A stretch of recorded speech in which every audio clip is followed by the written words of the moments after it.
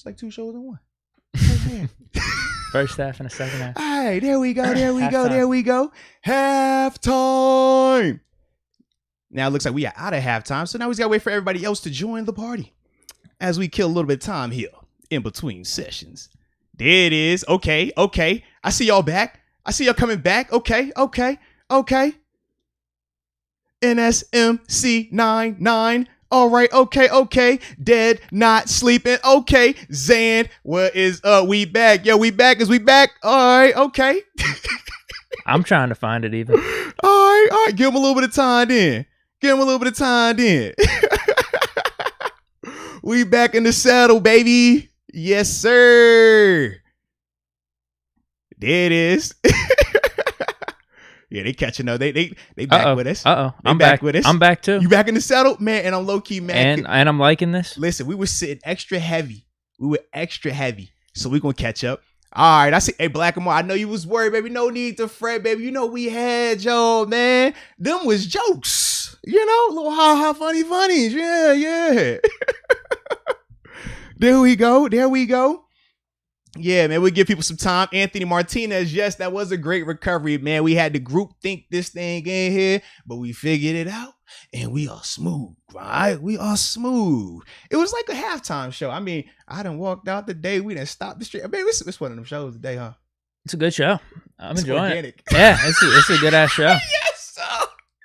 Hey, and shout out to the fact that all the people here, they gonna understand they down for the culture. Micah Hemp saying the stream is worse than Mason. Oh, Lord, Mason, they caught a straight. Yes, sir. Big Keys. Boom, baby. We back. We are back. Yes. Let's give people. You know, I had to give a little Dave Chappelle reference. Y'all know how I get it in, man. Shout out to you, Brendan, as well.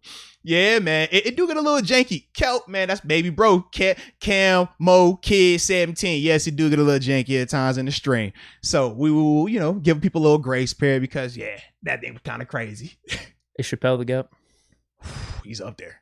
I say he's the GOAT. He is. I love the fact that now he's to the point where he doesn't even have to actually do a skit to be funny. Like, he could, I'm seeing him just talk politics at times. You're just like, bro, I'm locked in right now. Like, dude, this is nuts. Oh, so you like the Chappelle show better than a stand-up back then? Yeah, I like the stand-up the best. But no, his show is incredible too. Bro, like, I'm just like, he's just so funny, and it's like natural. It's not forced. Like, you know how sometimes, like, dude, he still had it on those Netflix ones. Those recent ones he dropped.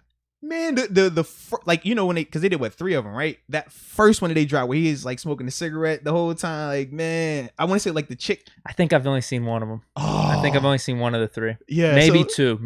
It's like a chick, I think, in the middle, she like gives up like a cigarette, lights it and everything. But like, bro, I'm watching, I was like, yo, I love Dave Chappelle. I think he's the GOAT. I love Dave Chappelle. I really do. Man. Love Dave Chappelle. I've come around on Kevin Hart. I didn't think he was funny like 10 years ago. Seriously? Okay. But I think his new stuff has been really good. See, for me, I think Kevin Hart is funny. At times, I just feel like he forces it, though. I feel like because he's like the new funny guy, he felt like he had to, like, at times, everything has to be funny. Instead of like we talk about with Chappelle just kind of chill. And he's just a funny person. He's naturally funny. You don't have to force it. I feel like at times Kevin Hart forces a little bit on me, man. You think that on his recent ones, or you think early on? That's how I felt early on with him. I don't think the same way now. Flipped. I felt early on it was more natural. Oh. I did. I don't know, man. Damn. Is that the duality of the show? I guess, man. Yeah. Or just, I guess, how you could see art, music, any of this type of stuff. Yeah. You have just completely different vantage points. Now, Alex Martinez, he says Dave Chappelle is definitely the GOAT, man. The best ever. A lot of people do like that, man. Yeah.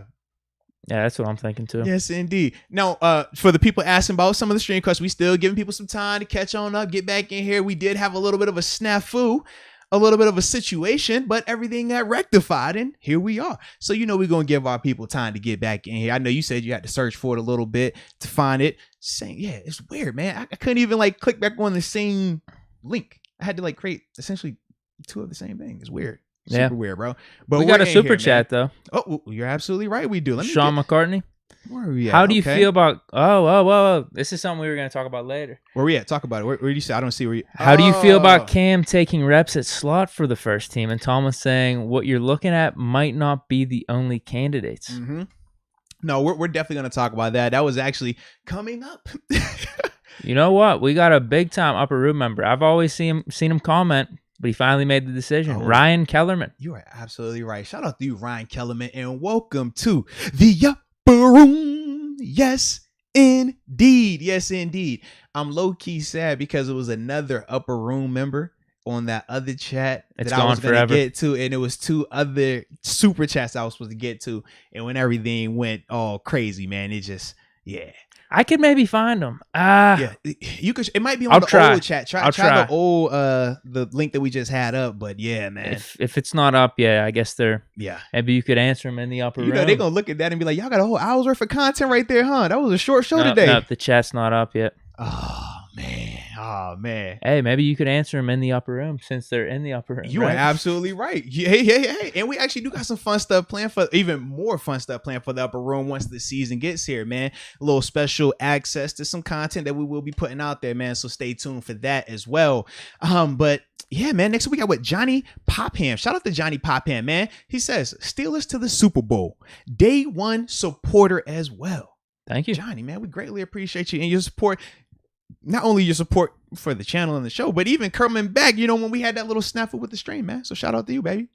Let's see if we could get this stream more views than the last one, maybe. Yeah, where did the last one? Man. It's saying 2.5K total. Yeah, that was. And it was bumping. It What was- were the know- likes? 316 too, Bro, like I know midway we were through. filthy on it, man, for a while. Oh man, it hurts. But you know what they say, man? If you built it once, you can build it again. So we always build up, baby. We'll just keep the conversation going, man. The people to jump in when they get back and circle back to us.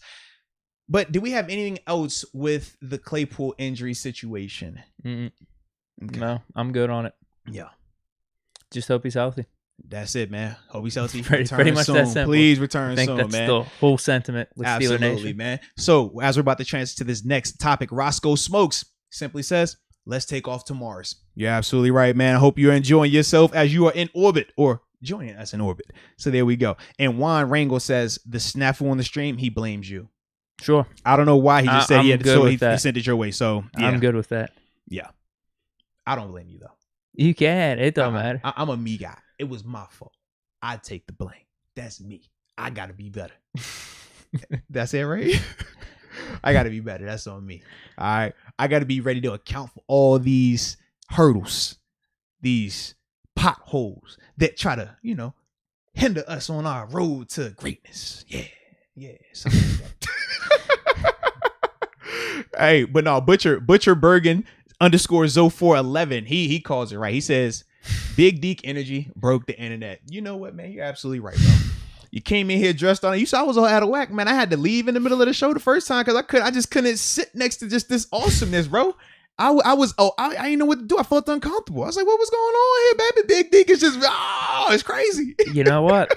I'm on a good comment streak right here. A lot of positive comments. Yeah. This is Definitely the stash. This is the exact opposite. Stash. This is the exact opposite of the comments I was getting when we were talking TJ Watt. Oh, Lord, you're absolutely right. No one's fault, just the Deke energy was too big.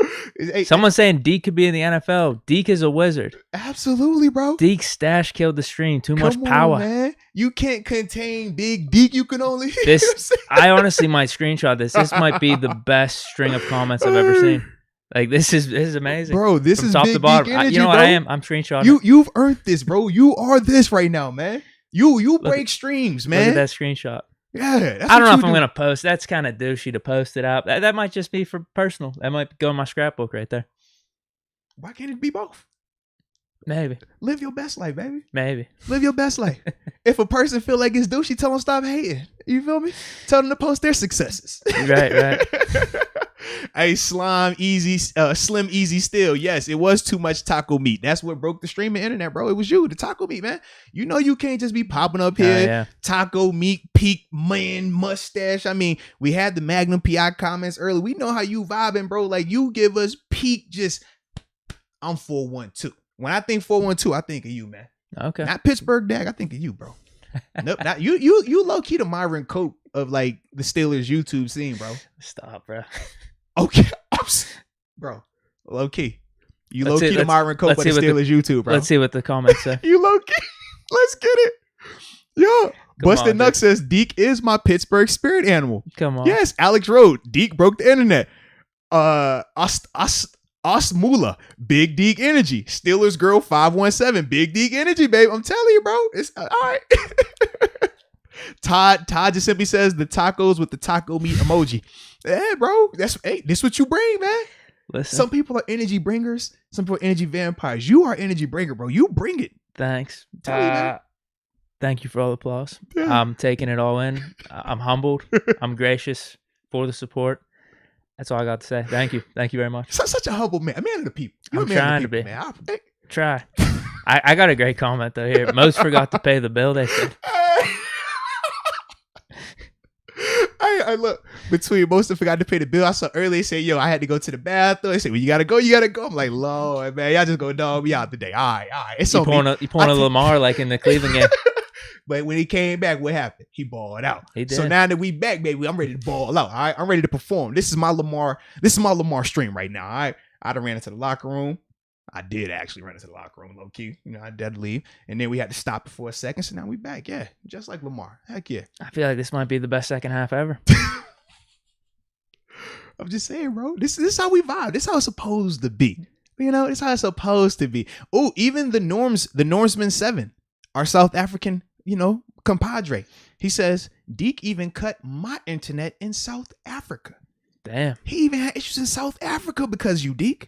Damn. Bro, that's legendary. Sorry about that. That's legendary. No. Don't apologize. Okay, he didn't want an apology? Tell him you're welcome. He wanted to experience a Deke quake. That's what it was, a Deke quake. You got earthquake, you got Deke quake. And when you do it, it knocks out all the electricity, knocks out all the power, all your streaming, all your YouTube and everything, Twitch. It don't matter where you at. When Deke gives one of his Deke quakes, it just blah, blah, blah, blah. So I got to do the Kobe thing, huh? You're welcome. It's that simple, bro. Okay.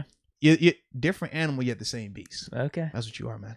That's what we're going to be doing in the second half of the podcast, Absolutely, too, right? bro. Absolutely. Same vibes, but Always. It's going to be even better. Always. So, since we are finished with the Claypool part of that conversation, now we can transition to the next part of this discussion today, which is, going to this offensive line, man. Chuks Okorafor has been talked about, and he's going to get the nod over Dan Moore at left tackle. But not just that, we've talked about how Dan Moore is also going to be getting, a little bit of a switcheroo from a position point, right? Going from left tackle to the right tackle spot. Now, I really wanted to talk about this, though, because I wasn't completely sold that Chuks had just beat out Dan Moore. Were you? No. Although, here's the thing. I haven't seen him in camp at all. Yeah. And I guess he hasn't been practicing at camp either. Mm-hmm. But we did get to see a little bit of him in preseason. Yeah. Dan Moore balled out in preseason. Mm-hmm. So you're right, actually. I don't want to make it seem like just because I didn't get to see every snap. Dan Moore, he was looking good. Him and Dotson in that Eagles game, I was liking what I was seeing. They were opening up a ton of holes for running back. I mean, definitely were, man. Jalen Samuels had a really good game. He looked great. I'm not going to say he looked good, really good out there. It was a coincidence that Dan Moore and Dotson were balling out. Yeah. So yeah, I don't think it was a foregone conclusion either. Now, if you want to say you're giving Chuks the nod right now, or he has the edge just because you slated him as the left tackle coming into this training camp, sure. But to completely switch positions, that's kind of weird. That was weird. At least keep him at left tackle and have him compete a little bit. Say you want to still go with Chuks week 1 because you have a little more faith in him. So be it. Keep Dan at left tackle, though. Is it saying something else, though? Right. That was what I was trying to figure out. I mean, because me and you, we talk. So some of these underlying things. But my biggest issue was everything what you just said right there. I can second that in terms of Dan Moore has been playing really well. Dan Moore is coming off a really good preseason performance. We haven't seen Chuks have a performance like Dan has had this year at left tackle. So when they went this route of these guys are really starting to compete now, because remember initially Dan Moore was struggling. He was getting worked. We highlighted that in terms of Melvin Ingram, Alex Highsmith taking turns and just looking phenomenal against him. And then we talked about how he started to get a little bit tougher, started to improve a little bit, started to fight a little bit more as well. But we ultimately saw him improving and getting better. And even Adrian Clem said significantly improved, right? Significantly. So when I think of those things, and I think of those two guys being in the competition, which that was how it was being perceived this past week. To take Dan and essentially say, hey, you're still in this competition. You haven't lost this competition, but we want you to go over the right tackle now. I just don't feel like that's giving Dan a legitimate chance to win. Because if me and you are competing and, you know, we're competing to be radio people or we're competing to be podcasters, right? And in the middle of our competition where it's neck and neck, they say, hey, Deke, we want you to go do radio for the whole week now. Hey, you're still good, but go over there. Let me see you do that now.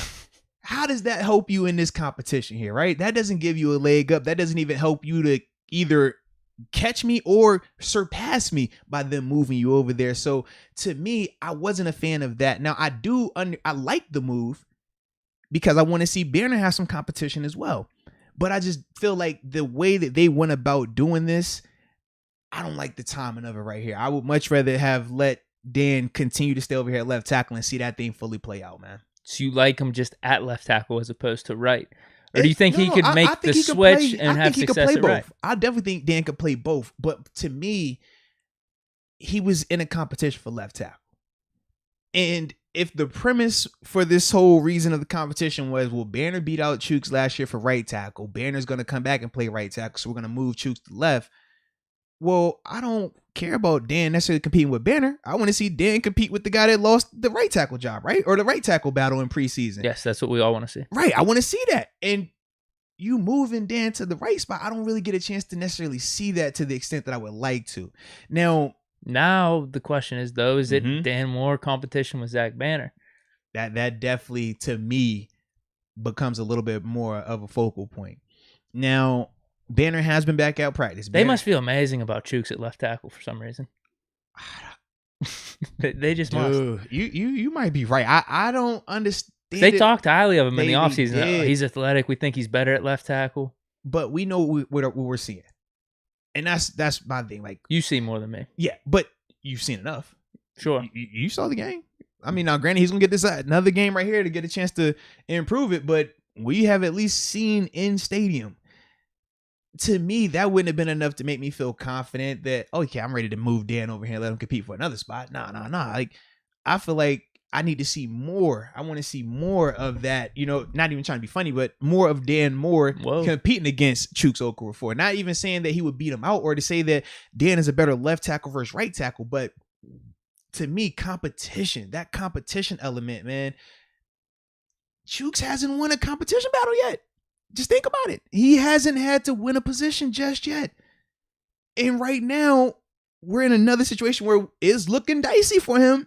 And I just feel like you're kind of not handing it to him, but you can see where we're going to influence this a little bit here. Perhaps our biggest flaw this offseason was not signing Morgan Moses.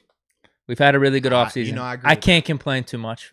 But maybe now, as we sit here today, if we're moving Dan Moore to right tackle, especially I'd rather just have Morgan signed for as well. Morgan Moses and Zach Banner duking it out at right tackle, Dan Moore and Chuks duking it out at left. I think that would have been nice, but can't be perfect, I guess. He did only sign for $3 million, which sucks. That's the part. Let me see if there's any reports though. Let's see if he's impressing at Jets camp. Because if they're saying Morgan Moses isn't living up to hype, maybe I won't be as upset about it. Let me see what. Well, you know, that's how I felt about Tevin Jenkins when I just saw today that he had the back surgery. I was like, he's having a rough one. Oh, he's out now. Yeah, he just had back surgery. Yeah, he's gonna be out. Wow. They say he should come back at the beginning, but we know how we feel about that. Back surgery. Yeah, I'm like, ain't enough weeks for you to be ready for the opener, but that's what they said.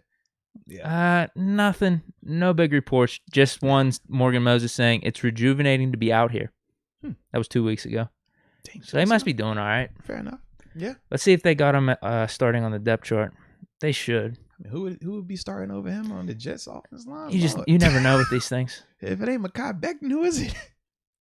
Okay, so wait. No way. The OurLads.com doesn't have it. They have George Fant starting at right tackle. Morgan Moses is a backup. I don't know what that. I mean, that might not be accurate, but no. I mean, to an extent, I ain't worried about. There's some. They try to stay up to date on this. It says updated 8/18. I don't know where they got it, but yeah.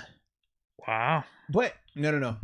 If the Jets gave that preseason roster out though, that preseason, you know how we do like multiple depth charts, that could be that right there. It could be it. Yeah. But if that sticks, we might need to call up the Jets for a trade now. Oh, please. Holla at your boy. Nah, I ain't worried about Morgan being bad. Nah, I ain't worried about that at all, baby. No. But I'm just not a fan of them removing Dan from that. I at least want competition, more bro. to have a chance to Yes. play. Because I think we both would agree he's been doing enough to make it interesting. I like that He's been more doing Dotson enough, man. combo. I really do. That looked really good. Oh,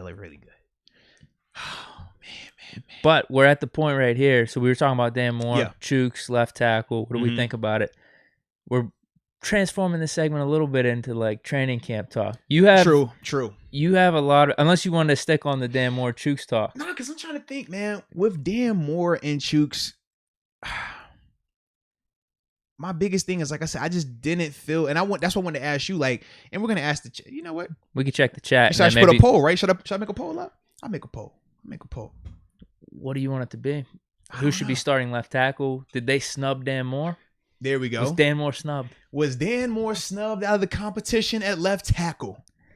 You throw in snub. That's always a great phrasing. Always. Pro Bowl snub. This person was snubbed. I'm outraged. All right. Was Dan Moore snubbed out of the left tackle competition? Yes or no? Ask your community. There it is. I mean, we literally went from, chat falling apart to now we back putting up polls again, man. Hey, Trina still did. You know I got the poll for y'all, man. She said poll it up, man. Now that I know how to rock this poll game, man, you know I'm gonna have that right, man. Yes, I indeed. I already got 33 votes. Well, and can we give a shout out real quick? Can I give a shout out real Definitely. quick? Yo, so we had to reset the chat, right? We had to reset the stream. Mm-hmm. We back. Viewers are heavy again.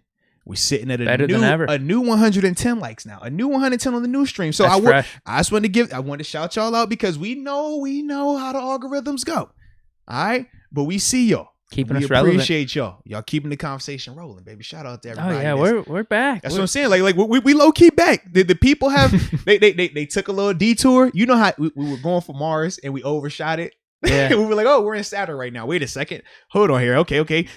Dial it back. Recalculate. Is that calibration right? Okay. Now we're on the red planet. Now you see the carpet, right? Red carpet, red planet. It's not. We don't do this by game, man. We live this. Mm-hmm. We are researchers. We're at 303 watching. Let's get it, man. Can we get the likes up to 3? Let's get it, man. It'll happen. 100%. Can we get that efficiency up? Oh, dude, man. Before the stream went down, we were flirting with it. Oh, That's all I'm saying. We were flirting with it. It was like balance, bro. Like it was crazy. But that's why I said I wanted to come back and give a shout out because for y'all to circle back and do that again, like y'all really rocking with us. And like I said, we appreciate y'all for that. The poll. Let's see. It's only been a minute. 115 people have voted so far. Yeah. Heavily on yes in terms of Dan Moore being snubbed in his left tackle competition by them moving him right now, man. Yeah, I voted yes. I wish I could vote. They don't let me vote because I created. I guess I'll be biased, huh? Since I was creating the poll. Yeah, what are you going to say? Yeah. I was going to say yeah. Yeah, that's kind of how I feel. We'll leave it up there. We'll let some more people get in that thing, but I was actually really bummed when you brought that up last podcast. I think that's the first time you talked about it here. Like, I was just like, what? Wait, what? I thought this was going to be a cool competition. Yeah. And Dan Moore still has a chance to start at left tackle. Right. Now we move him to right. And it seemed like this whole offseason, Banner was saying he's locked in to be starting. Whether we didn't know if it was left or right tackle, but then as the depth chart came out, all right, Banner's at right tackle. That's just going to be a given. We gave him a pretty nice contract. He was a real talent coming out of college. He was just like overweight and everything. And he won the competition last year. So we thought that was just like slated to happen. And then so it's just like, what's the point then? Unless it's just an open competition for right tackle. So you ready for this? Okay. This is what happens when you research too much and you got a little bit of free time while you're meditating, okay? So in my meditation, while I was researching before the show, I'm sitting here and I'm pondering. I'm trying to figure out, make sense why you would move Dan Moore to right tackle with Banner being back healthy. Or, I know he's been saying he's healthy and practicing, right? Why would you move him now? And I got to wondering. I said, well, a year ago, there was a competition, right? Chuks and Zach. They said Zach won. Now, we know Zach got hurt a quarter, 2.5 quarters, maybe? It was the second quarter, right? It wasn't even the third quarter. So I thought he made third quarter. Did he get I could be wrong. Yeah, I don't know. I thought it was like the second quarter. Let it us was know like in right the at that time, comments. right? But it was like early in the game. We know that, right? Early in the season. Yeah. So, but what the thing was, the competition, right? There was no preseason. And it was closed practices. So we never got a chance to see anything. We never got a chance to know how the rotation was going, availability, any of that stuff, right? Compared to like this year, whereas now I can I tell you the reports, we updated to the upper room, we come up here on the show and update it. But it's like I can physically see this competition, and we've talked about how even if we don't necessarily agree with the rotation, we can tell you who's playing well and who's not. So when I think of if this was happening a year ago, we probably wouldn't have this same type of, awareness toward it because we didn't get a chance to see day in and day out who looks good, who looks bad, who can bend, who can't bend, so forth and so forth. But now that I can see this, I'm asking myself, okay, well, I know they said Banner won the position last year, but was the competition as fair as we kind of thought it was, or how they kind of made it out to be? Or is it like how we're seeing with some of these competitions that have been going on this season where Chuks and Dan Moore, we talked, man, who was the other guy? Oh my goodness, on defense. Who else do you think's getting snubbed? Oh my God. Oh man, no. This year. Oh my goodness. Oh, I'm drawing a blank, Lord. Is it cornerback? It was one of the little dudes, man. Definitely one of the little DBs, man. No. I ain't even worried about it. I'll get him later. It'll pop up later, bro. I'm like, God, dog, man, who was it? But damn, we'll never know. But when I think of that, I just say to myself, like, we can watch players right now, right? And for example, come week 1, if they were to say, hey, Justin Lane, he's the number 2 corner on this team.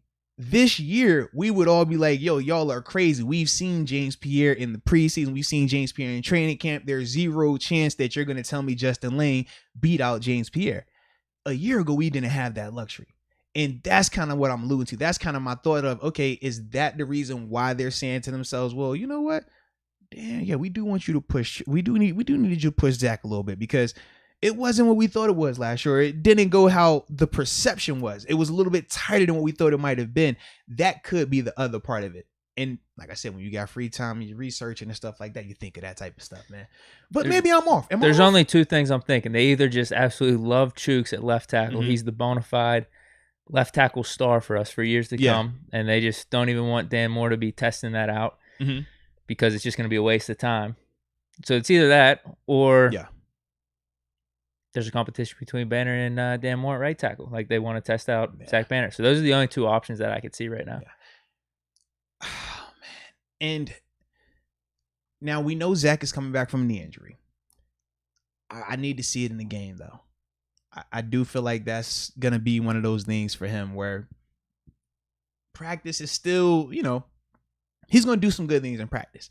And, he obviously struggles some stuff here and there, but as a whole, he should look good in practice. But as we've talked about with Kendrick Green, we can name numerous guys that have looked good or excelled at portions of practice. And then we kind of saw them when they, went out there and they faced a less familiar opponent, how it didn't look as dominant or as smooth as we kind of thought it was initially.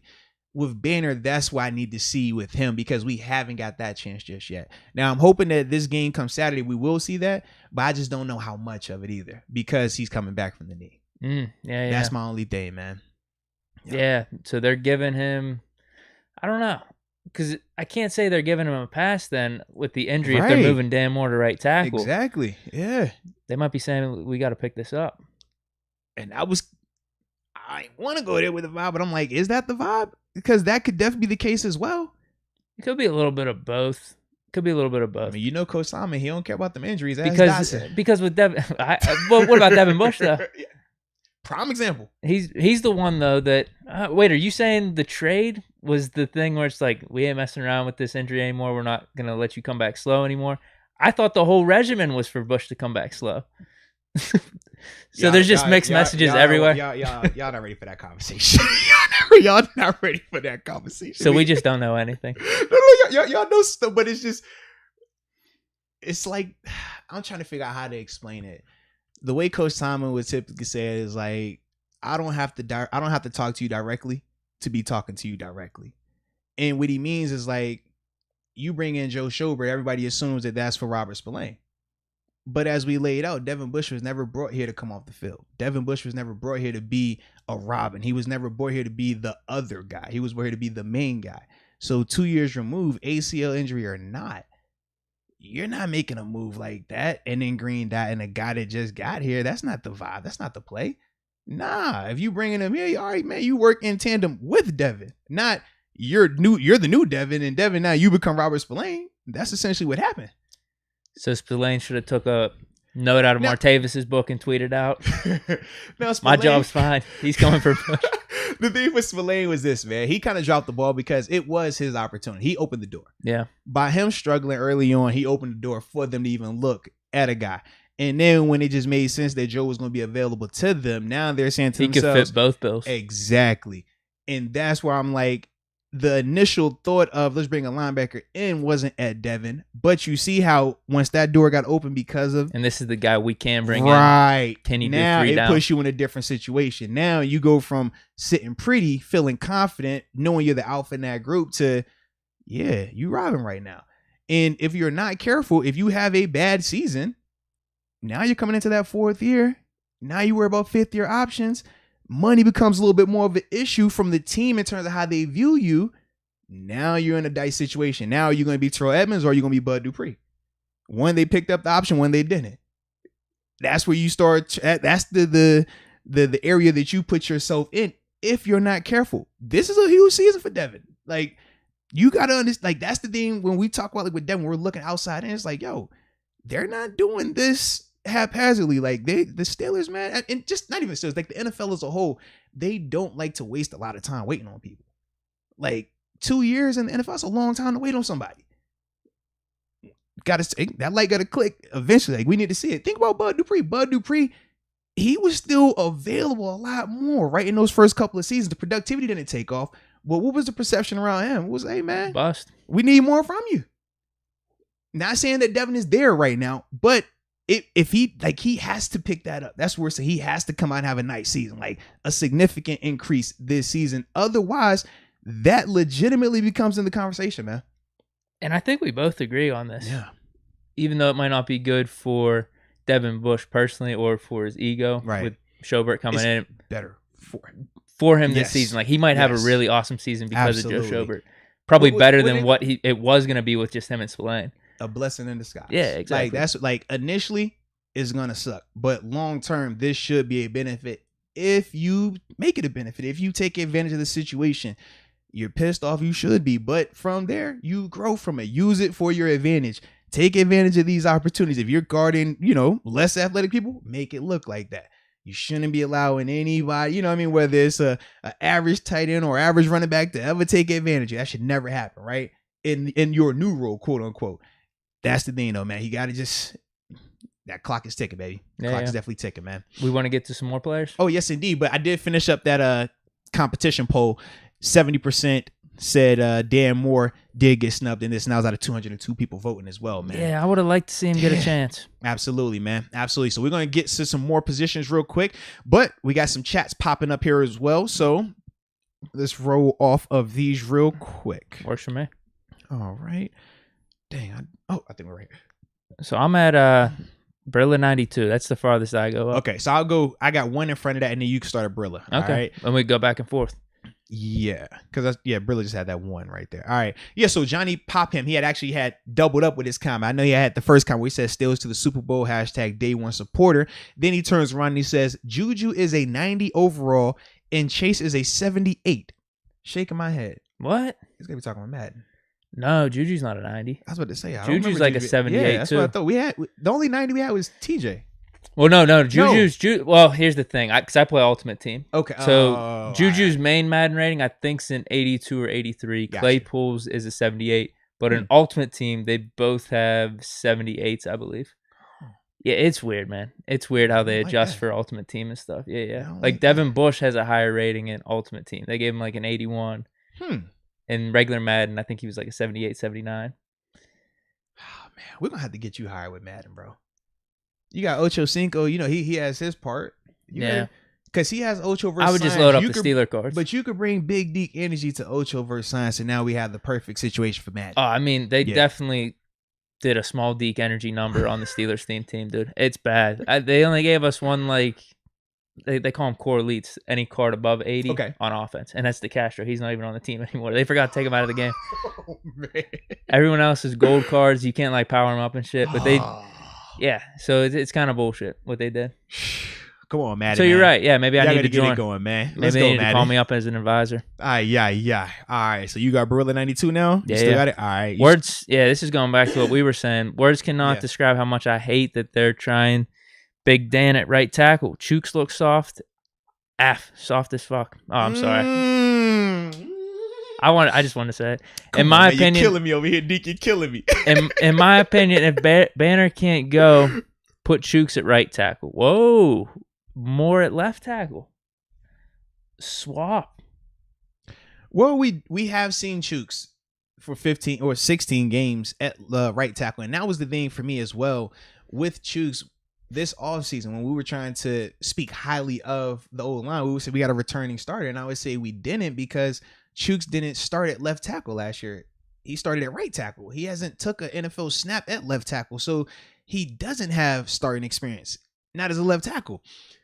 He does at right tackle though, and for me, we talked about initially when we did draft Dan Moore, we said, well, could we see a scenario where you would just have Chuks and Banner battle it out at right tackle? Because we know that those two guys, that's what they competed at last year. One guy played the whole season, and he wasn't terrible. I mean, I thought he did straight. You know, it wasn't the best, but it wasn't the worst. But it's hard to be considered good or really good in the midst of all that situation. That's what we say Dotson. He's our little asterisk. You know, we take him out of the lump sum, but as a whole, it wasn't up to par. It was not, man. We got a comment from Ryan. This is interesting. I think they're just prepping Dan for swing tackle. Which definitely could be the case. But to me, that's my issue. They're prepping him for swing tackle, but why should he be a swing tackle? You become the swing tackle when you're not good enough to be the starting tackle. I think of when Al Villanueva was the swing tackle, when Kelvin Beachum was a swing tackle. You're swing tackles when you're not the top guy, right, or left tackle, and that's how they get you on the field. Chris Hubbard was another guy.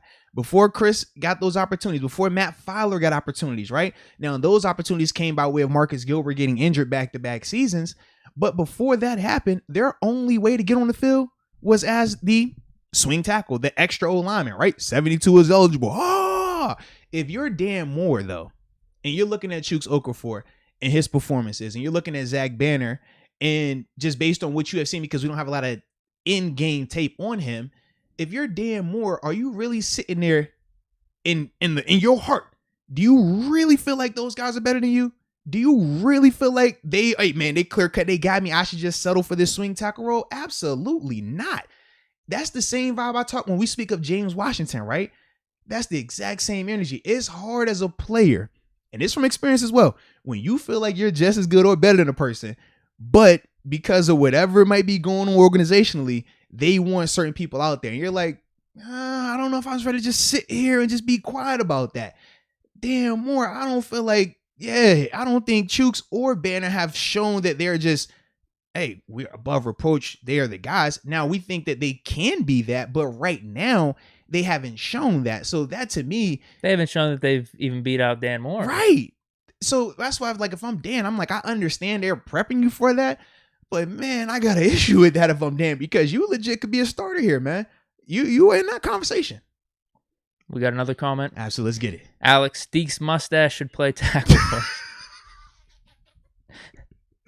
That's peak man, bro.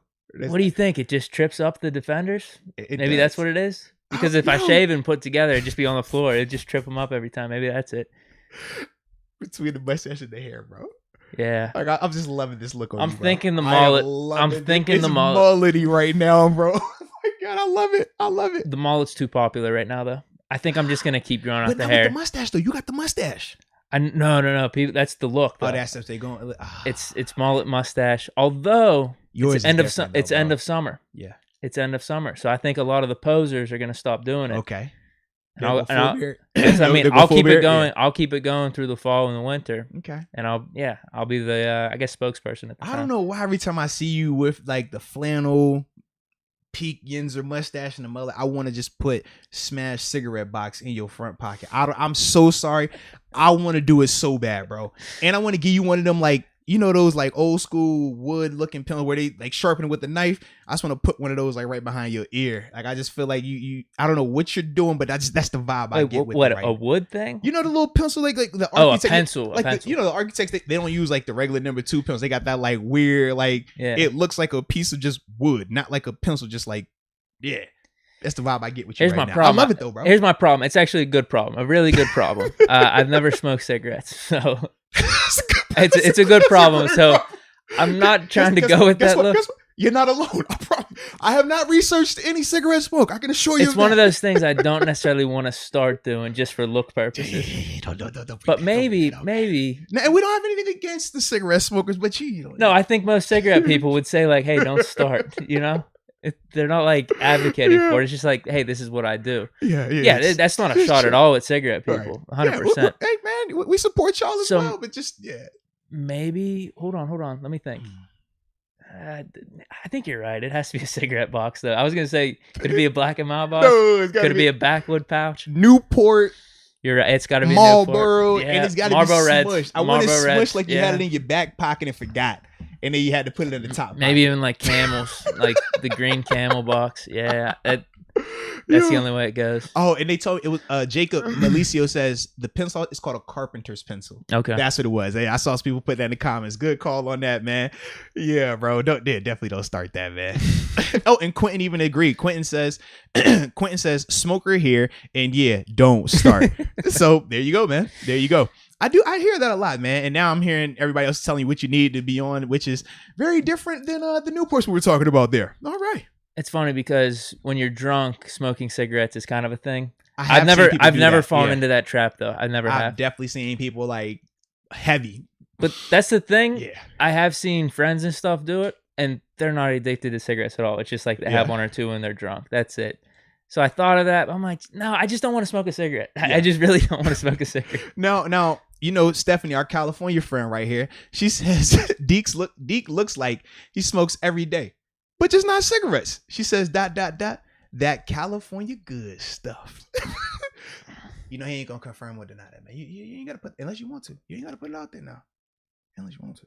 The mystery is sometimes better. Yeah, I get what you're saying. I haven't been smoking that much recently, though. To be honest with you. Man, I got you.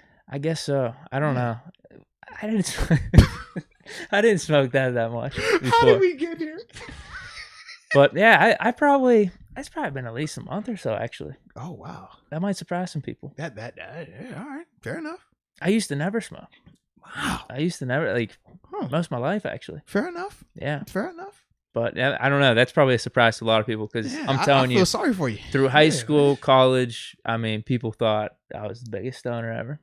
People thought that. You do give those. I know, and bro. They were like, you give that energy, bro. I would say no, I've never smoked. They're like, there's no way. Like they were like, there's no shot in hell. Mm-hmm. There's no shot in hell. I'm like, no, I haven't. I never really had the desire to. But then, I just years go by, and you're just like, yeah, I want to. And now Rod Dollar, he back over here getting wild with us. He trying to get freaky Deke out here. He talking about some shroom me, please, Lord, dog, not the magic mushrooms. Oh Lord. You imagine trying to do a show with that, boy? Who commented that? That was Rod Dollar right there, man. Dude, there was someone in my comments on YouTube saying they watched like my Madden vid on shrooms. Oh god. And they were like, "Bro, I thought they had more touchdowns." Shout out. Don't do it. That is funny, man. That is funny. All right, let's get back to this super chat. Well, we went all the way over there with that one. I like it. Every once in a while, we gotta have a little conversation like that. Are we back in the super chats, or are we going to the new players? I'm gonna go super chat real quick because we got a couple more of those. As Richard Stone is telling us, LSD and pancakes are the way to go. I don't even. I can't. All right. So we were just at Alex Martinez talking about your mustache. Yeah. That's how we got there. And I made the comment about the cigarettes. And before I know it was down that alleyway. But the people like it as they're chanting backwards for you, Deke, because they holding true to the culture. Hold true. All right. So back to the chat here. We got Flo Pluto. Who do you see right now on your end? Jake Sanchez. I've probably lost everything. Yep, you're good. Just hold off on Jake then. All right, so Flo Pluto, we appreciate you as well. He says, I was wondering, how'd y'all feel when AB left? Because when he left way back when, it felt like our hero turned to a hated villain, and it was hella painful. Yeah. That was a moment in time, huh? That definitely was. I remember for me, bro, I had just left. I was in AZ that year. And I remember watching everything play out. And I see that offseason. I'm just like, yo, is this like for real going on right now? Like we was just out here a year ago. And now granted, we knew the behind the scenes working of it, but because it had worked like that for 4 years, none of us assumed that it would ever anything would ever get public or anything would ever get to the point where AB would want to ask out like he did a little bit there at the end of it. But yeah, man, seeing that whole thing play out and yeah, watching him go from love to one of the most hated, I was kind of torn. It's kind of like when you're in your family and like your brother is arguing with your other brother. Cause like I'm watching AB go at it with Ben. I'm like, bro, man, y'all got like your picture is together right next to your locker. Like both of y'all signed it. We see it every day. Like it's like, that's a thing. No, like legit. That like it says we're the best in the world. Like No, I promise. It was, and it's not even like a it's uniform. still there. Nah, not anymore. Nah, it's not anymore. But literally, man, when I know from when I was there in 14 until when I left, after the 17 season, right? Yeah, right. It was a picture of them two. Like it was cool. Like after I don't even know if it was at training camp, but they were just in like their regular like undershirt Steelers stuff. Both of them together, and it's signed. It says, "Yo, we're the best in the world." And literally, like you see both of them sign it, and literally every day, like they walk by that sign. Ooh, look at the picture, like. Yo, bro, like y'all got man, this Batman and Robin, y'all Starsky and Hutch, Cheech and Chong, like yo, we good here, man. And then you see it like play out like that publicly, and you're kind of like, yo, I don't want to get in between this. Nobody wants to pick a side because we both rock with both parties here. But to see how that played out, and then when AB went and started going at Coach T, going at Mr. Rooney, it was just like, dude, like. You're making this uncomfortable for all of us, man. Like, we might have had issues, but nobody had issues like that, bro. Like, you got to keep it in house sometimes, baby. It was kind of like, we out there, people like, yo, man, what y'all boys is doing out there? Like, yo, just chill. Shut up. Don't worry about what we got going on in our family, all right? It's my family. You can't talk about our family like that. How Kanye say it's family business. Yeah. No matter what AB was saying, like with the Rooney shots, the Rooney shots, and just taking shots at the Steelers and stuff. Mm-hmm. I always thought it was just going to reconcile. I just always did. And then even after the whole last like off season / season with AB, I remember we were talking. I'm like, wait, could he come back? Yeah. Could he come back? I was always hoping for that. And you know, what I say every time I was like, I just want to get back good, man. Just get back. That's what I mean. Man. That's what I was always thinking. Good, I'm like, this can be reconciled. Like, that's what I was always hoping for. Yeah. And so with the AB trade, I'll be real quick with this. Mm-hmm. I was pissed that we traded a third rounder for him. Like, what? Dude, he's the best receiver in the league. Like, I just couldn't believe it. Happening right then, no. I thought it was gonna be hard. I just didn't think you could move him like that. Because when we had we were gonna have the cap hit anyways, and that's what I was like, yo, I don't see them wanting to part with that because you're gonna have $20 million on the hook for a guy that's not here, and we had never seen the Steelers do that.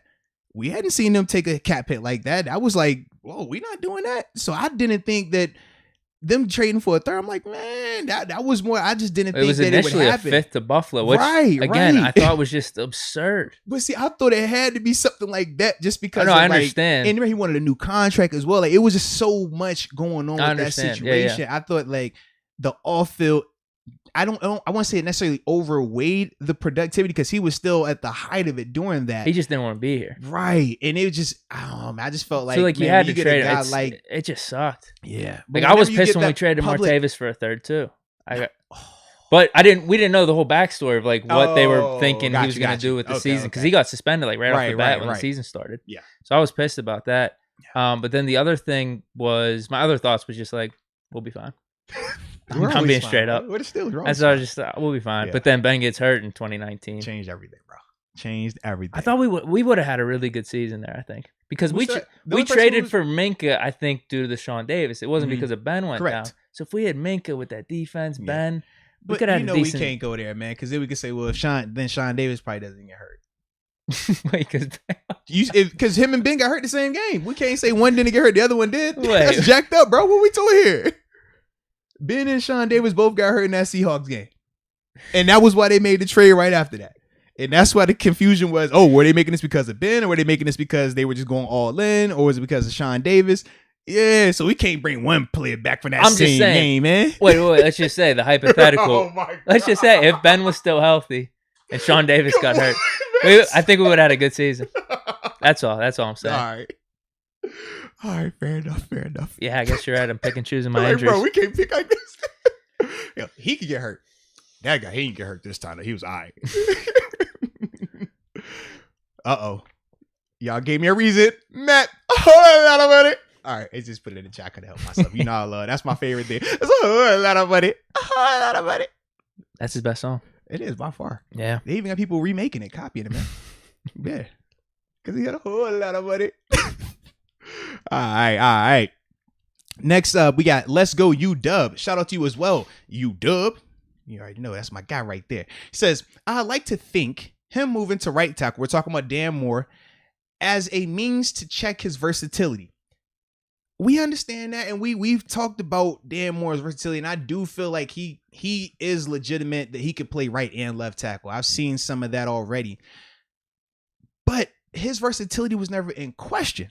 He has, emerged and has played well enough that he is legitimately in a position battle at left tackle. So moving him to right tackle, even if we spin it as a positive, it's still like, how does that help this man at winning out this left tackle spot? Because I don't know if y'all know this, but left tackle pay a lot more than right tackle.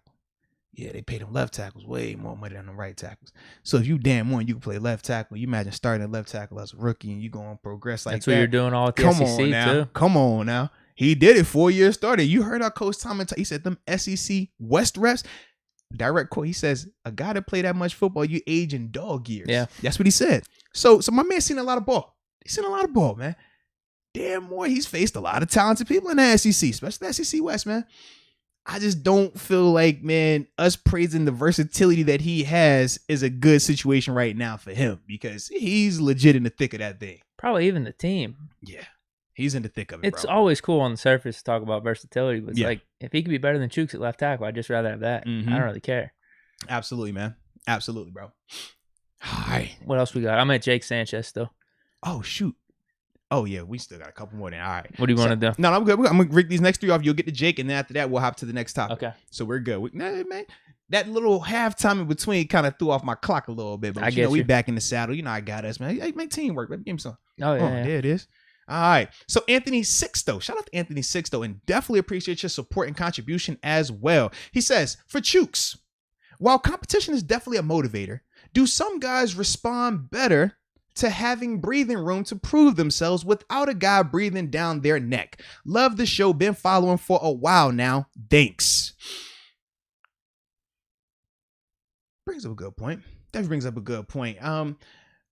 Part of it, I do feel like Chuks is going to get that opportunity to kind of breathe, right? Even if he didn't want it necessarily, because Dan has moved to right tackle right now, he's going to get that chance to breathe. But less about if Chuks can't handle somebody's pressure on him, because y'all know how I feel. If you can't handle practice pressure, I don't want to see you when it's the playoffs. Like, if you can't handle a fourth rounder, competing with you, what are you going to do when you lined up across from Myles Garrett? What you going to do when you lined up across from a Bosa, brother? Like, I don't care about this pressure. You should prove that you're better than this guy regardless of it, but that's for another conversation. With Chuks, though, I like the team's decision with him, because if you feel like Chuks is going to be your left tackle, you're starting left tackle, as a player, you hate that feeling of I had a bad game, and my leash is so short that the coaches pull me right away. It makes you play not to mess up instead of just playing to be a good player. You don't play as carefree. You don't play to your full potential because you're constantly looking over your shoulder, right? Was that good enough? Did I piss the coach off? Like, you just can't get in the flow. With Chuks, though, right, coming off of, as we said, not the best performance against Philly, they could have easily pulled him back and said, hey, look, Dan, you're going to get the opportunity to start this week. Let's get this competition going. But mentally, what does that do for Chuks? It could, I don't know where he's at mentally like that. I don't know him. I know him, but I don't know him like to that extent on a mental level like that. But that could make him say, you know what, man, I'm down in the dumps. So if the team understands that with Chuks and say, hey, look, man, we need to give him more reinforcements. We need to give him reassurance that, hey, he's still our guy. Then this does make a little bit more sense if they're going that way. For me, I'm not the biggest fan of it because I feel like you treat guys that have been proven that they're the starter, you give those guys that type of luxury, that type of leash. I feel like guys that are in competition, though, you got to treat it a little bit harsher. You got to treat it a little bit less friendly. They tried with Dawson. He was like, there's no competition. Right. Get this shit out of here. Exactly. But Dotson cleared it up, right? I want that with Dan and Chuks. I just want Chuks to say, you know what? Like how Dotson did. We were all talking about Rashad Coward, right? When the last time you heard about Rashad Coward since Dotson been back? I came up here and talked about him. Moats will show Rashad Coward. Rashad Coward look good, man. Shout out to Adrian Clem. Rashad Coward. Have we mentioned Rashad Coward's name since Dotson has been back?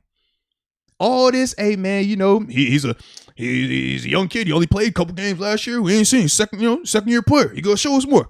Have we heard anything since then? Not at all. Because Dotson came out there and laid out all the rest. And you watch him in that game versus the Eagles, you watch him in practice, it's like, yo, he's like a brick wall. There's no debate. We know exactly you're the guy. Clear cut. That's the guy. If Chuks was giving us that type of energy when he came back, I'm all for that. But if he hasn't, so how do we give him this type of almost like kid glove treatment in this competition when I don't personally feel like he's earned that? That's kind of like my disconnect with their move and their thought process with that right now. Yeah, I get what you're saying. Yeah. Hell of a draft pick, Dotson. Absolutely. God, dog, absolutely. If he could potentially be a Pro Bowler this year, we'll be getting him in the 4th round. Hey, man. Damn. He doing his thing, bro. He definitely doing his thing, man. All right, what else we got in the chat? Shout out to David Dupree. He says backward hat Moats is way more focused than forward facing hat Moats. Whoa. I didn't know that was a thing. That might be, backwards hat, because I do get in my zone. Like when I got the. Did you wear your hat forward for the first? I don't know, bro. We was all stream? over the place, man. I don't know. It was all over the place. Oh, you didn't even remember? I don't remember. We were all over the place in that first half, bro. We had some. We had adversity, bro. Yeah. Sometimes you gotta have adversity. It was kind of like the Super Bowl. What was that Niners in Baltimore where the lights cut out? Mm-hmm. We had that. Yeah, man. It was a weird intermission, but we made it work. And it's good to see that everybody, y'all are back. Shout out. Y'all are back. Yes, indeed. Y'all are back, man. So I like it, baby. I like it. But yeah, we got 2 more. And then after that, you go to Jake and then we'll go to the next topic. We'll be good to go. Yep. So Busted Knuckles. Shout out to you, Busted Knuckles. He says more to right tackle allows competition on the field, both running with the ones in next game. In a sense, yes. But Dan Moore playing well at right tackle doesn't help Dan Moore in the competition for left tackle. That's my only thing. Now, I do think Dan Moore goes out there and plays well. Now it becomes more competition for Zach Banner on that right side. But regardless of what Dan does in this game at right tackle, it's right tackle. It's like if TJ Watt came out here and we know he's a dominant outside rusher, but we say, hey, now we want to play at inside linebacker. He can have the best game at inside linebacker. That's not going to change how we feel about him as an outside linebacker, though. He can have the worst game at inside linebacker. Still not going to change how we feel about him as an outside linebacker. So with Dan Moore, he could play great at right tackle. He could play terrible at right tackle. That's still not going to change how we feel about him at left tackle because we've seen him play well at left tackle. That's my thing. That's my problem. A good way to put it. Like, that's a really good way to put it. No matter what he does next game, he can be the road grader at right tackle. We still gonna be over here like, well, yeah, I mean, you look great at right, but we'd like to see you at the most important position on the offensive line, potentially. Right. Can you cover the blind side? That's what we want to know. Yeah. And we're just not gonna get that answer right now with him being that right tackle. Yeah. All right. Now we're at Matt McKissick. Matt McKissick says Jameer Jones or Quincy Roche for a roster spot. Roche. Oh, you going Roche? I'm going Jones. I like Jones. Jones got productivity. A lot of it. Multiple games. Special teams and on defense, baby. Not as glamorous though. He don't. I feel like Quincy looks like the better athlete, but Jameer, man, he productive, baby. He productive. Both. There's another cut. You are. Yeah, I don't necessarily want to cut Jones. Who would you just take around back and put one in the back of their head too? No, I'm not. Because you just cut somebody right. I just saw that look in your eye. You was like, nah. How the mafia do it? Hey, you go sit in that front seat. You sat behind the guy, huh? He's just sitting there in the front seat. Don't know what's going on. And you just like, yeah. Keep looking forward. Don't worry about it. Beep. No, it's nothing like that. It's just, hey, don't come in the building the next day. That's all. That's what it was. Just, yeah, you're good, bro. Just extended vacation. Either look for another team or focus on another profession. Your choice. Yeah, that's all that needs to be said. I think we know who you're referring to. Yeah, even though he's been looking impressive. That's what I've heard. He's been looking impressive. I have nothing against him. I really don't. Can we keep 5 or no? I don't think we will. No, we can't because now we have TJ. It way actually too many. has to be 5. I'm asking, can we keep 6? There's no way we're keeping 6. No, I don't think we keep that many though, bro. So we keep 5. One of them goes to practice squad. 4 on the main roster. Oh, you said 3 on the main roster potentially, right? 3 or 4 on the main roster. I feel like you could go 4 main roster, 1 on practice squad. It just depends on how many DBs they're going to keep, though. Yeah. That's the other part of it, man. Yeah. Yeah, if anyone doesn't know, I was talking about Cassius Marsh. they know. Yeah. We started seeing Cassius Marsh, and they were talking about them, pills and stuff like that, man. Drug talk, you know how they get, man. I got nothing against them. I just think Roche. Hey, I'd rather keep Roche and Jameer Jones. If we could keep them both, I would like to keep them both. Which one would be active? Which one would be practice squad, though? Or you want them both on active? Dude, you bring up a good point. I don't know what it is. I didn't even remember when we signed him. I already said that. Yeah. But he has been performing pretty well in the preseason. Roche has too, though. He has. He definitely has. And being a 6th-round pick, he probably should have went in the 3rd or 4th round. I don't want to completely give that up. So, yeah, we keep them both. Practice squad, main roster. I don't really care because we got 3 studs at outside linebacker. Maybe that conversation's for years to come between Roche and Jones. Bro. You get what I mean? I do. Because they're not going to be playing that much this year. They're not. They shouldn't. Yeah. Unless it's bad. That would be the only way that happens, right? Somebody had to be hurt. Or TJ doesn't sign his contract. That's the bad part then, right? TJ doesn't sign his contract. Yeah, right. Someone gets hurt. Yeah. Which we're not hoping for. We don't want to do that. I don't want to see any of those guys outside of special teams roles this first season. But, dude, I was thinking this, though. We did have some major injuries last year. And in the offseason, we typically don't project injuries to happen throughout a season or predict them or hope that they happen. But it is the name of the game. So definitely is. Between Roche and Jones, maybe one of them does have a role late in the season somehow, some way. You just never. I'm just saying, you never know. Who was expecting Claypool to have a high ankle sprain randomly in preseason? I mean, who was expecting Devin Bush to go down last year? Even last year, you think about Matt Fowler. No one thought he would go down. That opened the door for Dotson. I mean, we could go. I mean, Chuks and Banner. That's another prime example. Yeah. Nobody expected that. So yeah, absolutely, man. Absolutely. I say keep them both though. Okay. 1 on the practice. You're right. 1 on the practice squad. That's fine. I just don't think that they would keep all 5 guys if they were going to do 5 on active. It's just based on how many DBs we're going to probably be keeping. I just don't see where we would have enough room for that at outside linebacker. And that doesn't even count which inside linebackers we're taking either. Because typically, from my experience, we're always flirting around 10 to 11 linebackers total. In terms of and 10 is like the high end of inside and outside backers. So when I'm thinking of the numbers, I'm like, okay, if we're giving 4 or 5 slots to these outside guys, we know Joe Schobert, Devin Bush are here. Who else? We're going Spillane. Would you go UG3? Or Buddy Johnson? Yeah, so Buddy, that's 4. So we're already at 9 if we're keeping 5 outside, 4 inside. That's the thing I'm trying to figure out, numbers wise. We're not going to, somebody going to get got. Yeah. Somebody got to get got. Yeah, we do have a lot of pretty good depth players that are in various competitions. Mm-hmm. So, yeah, the cuts are going to be really interesting. Yeah. It's something we didn't really talk about coming into this offseason, but because we do have a lot of guys. Well, Mark Gilbert. On the positive, dude, Mark Gilbert. He's, our 6th cornerback or something? I like him. I think we should keep him. But so he's our 6th, but, because we're about to transfer a little bit of a training camp update, today he was working with that 3rd unit, that 3rd nickel back unit. So when I think of that, I'm like, I don't know if they're necessarily thinking of him as an outside DB. If you're thinking of him as a slot, that makes his job a little bit more, his roster spot, his chance to get on a lot more advantageous because that slot role is wide open, right? And we're going to talk about the guys that have recently, as of today, started getting more opportunities and stuff like that, and their order as well of who was going out there and stuff. So yeah, that's Mark Gilbert though, man. He's I'd be bummed if we cut him. I'd at least like him on the practice squad. I would too, man. But he looks like a stud even at outside. Potentially. He's coming back from injury and what happened in college, but he was a stud his sophomore year. He would have went 2nd or 3rd round. Yeah. And we're going to remember his name because we're going to talk about him. Oh yeah, I got all the names written down. Yeah, let's get Jack. Let's get Jake real quick. I'll do these 2 upper rooms. I don't have Jake Sanchez anymore. Okay, lost it. See, I'll do Jake upper room, and after that, man, we're gonna do this training camp update too, man. Yep. All right, so Jake Sanchez, man. First off, man, we appreciate your support as well. And he says we are blessed to have the best GM in the league. Kevin Colbert is a magician in free agency. Nah, for a fact, man, he's been phenomenal. Was that last show we were talking about him, right? Last show we were saying how because the Joe did when we got the numbers for that. I don't know how. We ended up having at the point, it was 11 or 12 million in cap space. I don't know if we're necessarily going to have that when week 1 comes around because of a bunch of the formalities I was talking about earlier.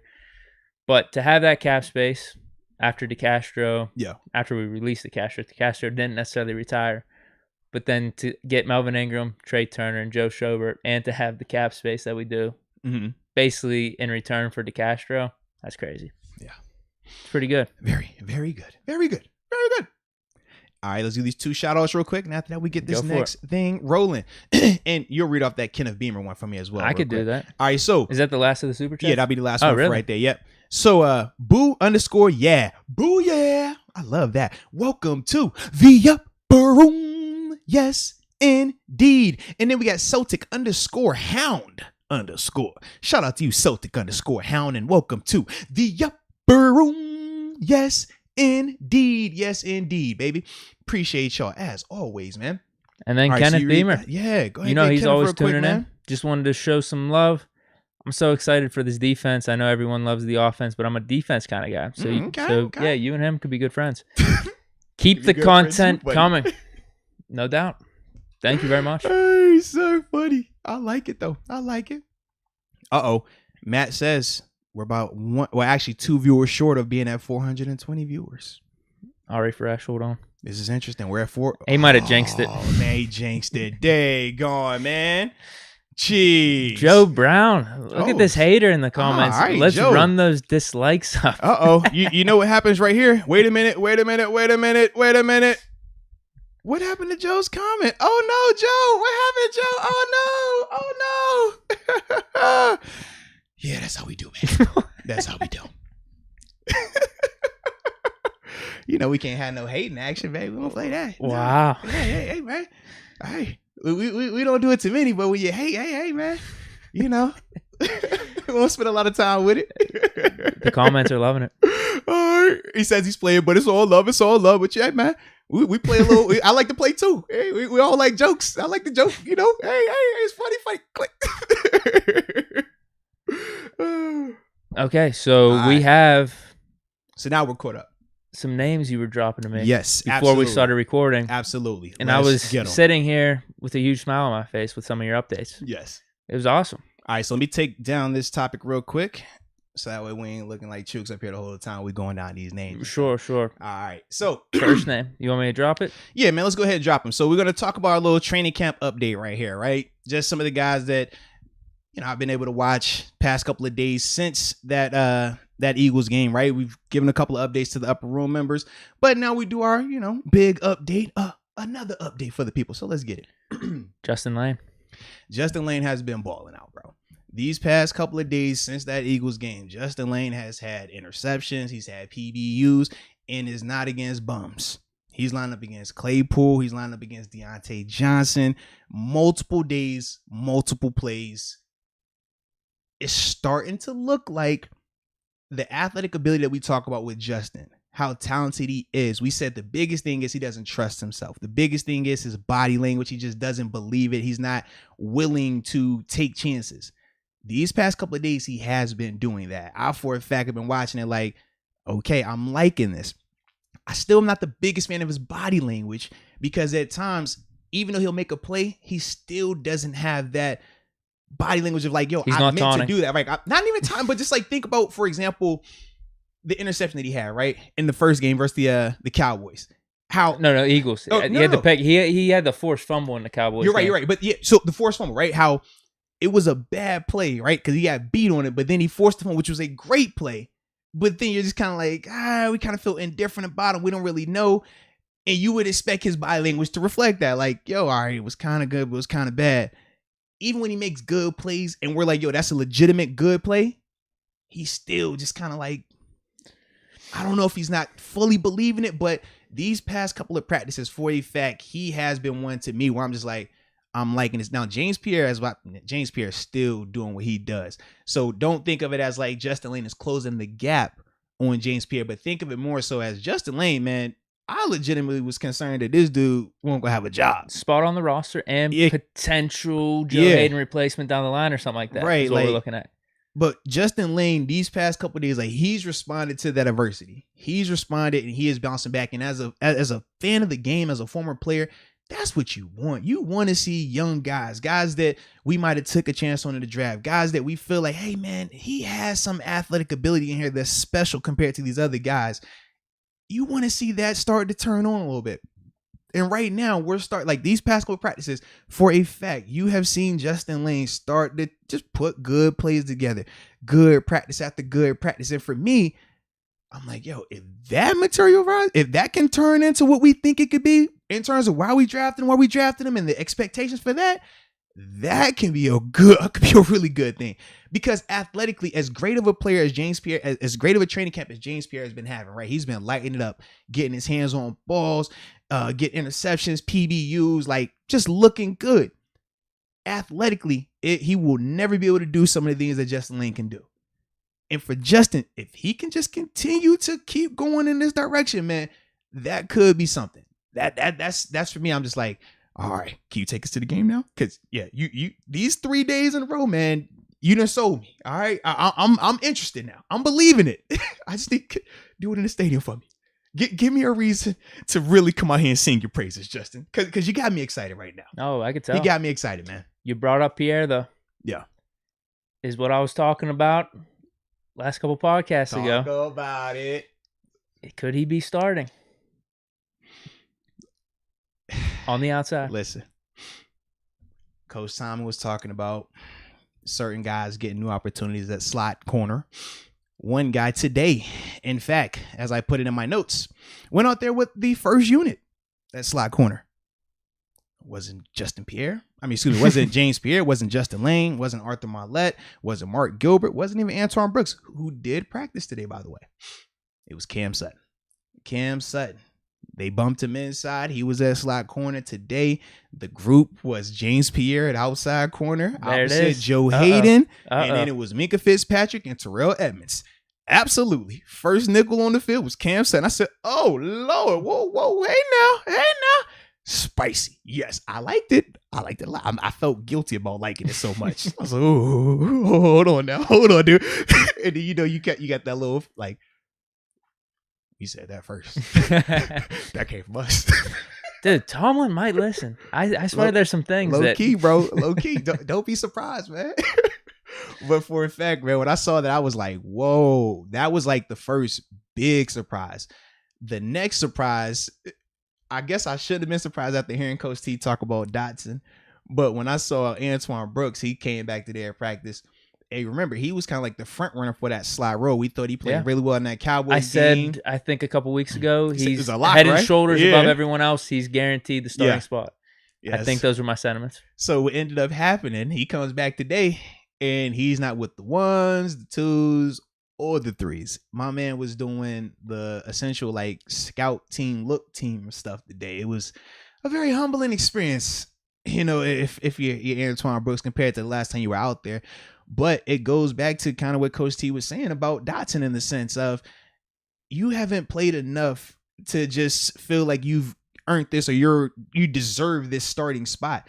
And even if you have one game where you might have looked, well, like Antoine Brooks had, it's still not enough when you're a young player. We need to see consistency. We need to know that we can depend on you, that this is your normal, not your outlier. And right now with Antoine, he's really going to have to make up a ton of ground in these next two games because the next person we're going to talk about is Arthur Marlette. Arthur Marlette, he's been playing well during this little training camp time frame as well, man. Like veteran savvy, he was another guy, got his hands on some footballs today at practice in the past 2 days as well. And I like today's practice a lot more than the other day because yesterday's practice was, like I said, they were light. They were in shirts and shorts, right? So you're gauging it, but it's always a little bit difficult. Now, today it was a monsoon, raining the whole time, but we love the rain practices. Coach T loves it because you can work ball security and different things that you can't typically do. And it's not like we got sprinkler system where you can, just turn the rain on today. Like, we can't control that. But watching Arthur Marlette today, man, it's just like, yo, he is just super veteran savvy, man. Like, he's not afraid to put his head in there in terms of, putting his face in the fan, trying to make a tackle. But I just really enjoy watching him in coverage. And more so when we're seeing route combination, he's having to be a vocal person in terms of, all right, we're going to pass this. We're going to switch this. We're going to lock this. Watching him pre-snap, man, he does a ton of the communication. And I think that they're really liking him as well, man. Uh-oh. Yeah, they're definitely liking him, bro. One more name. Oh, who we got? What we got? Miles Killebrew. Yeah. I was skeptical of Miles at first, right? We talked about it. We're like, yo, what are they going to do with him? I know initially they were playing him at linebacker. Today they had him at safety. And my man had this pick, bro. It was on a quarterback that we respect a lot. Stretching the field, looking for Deontay.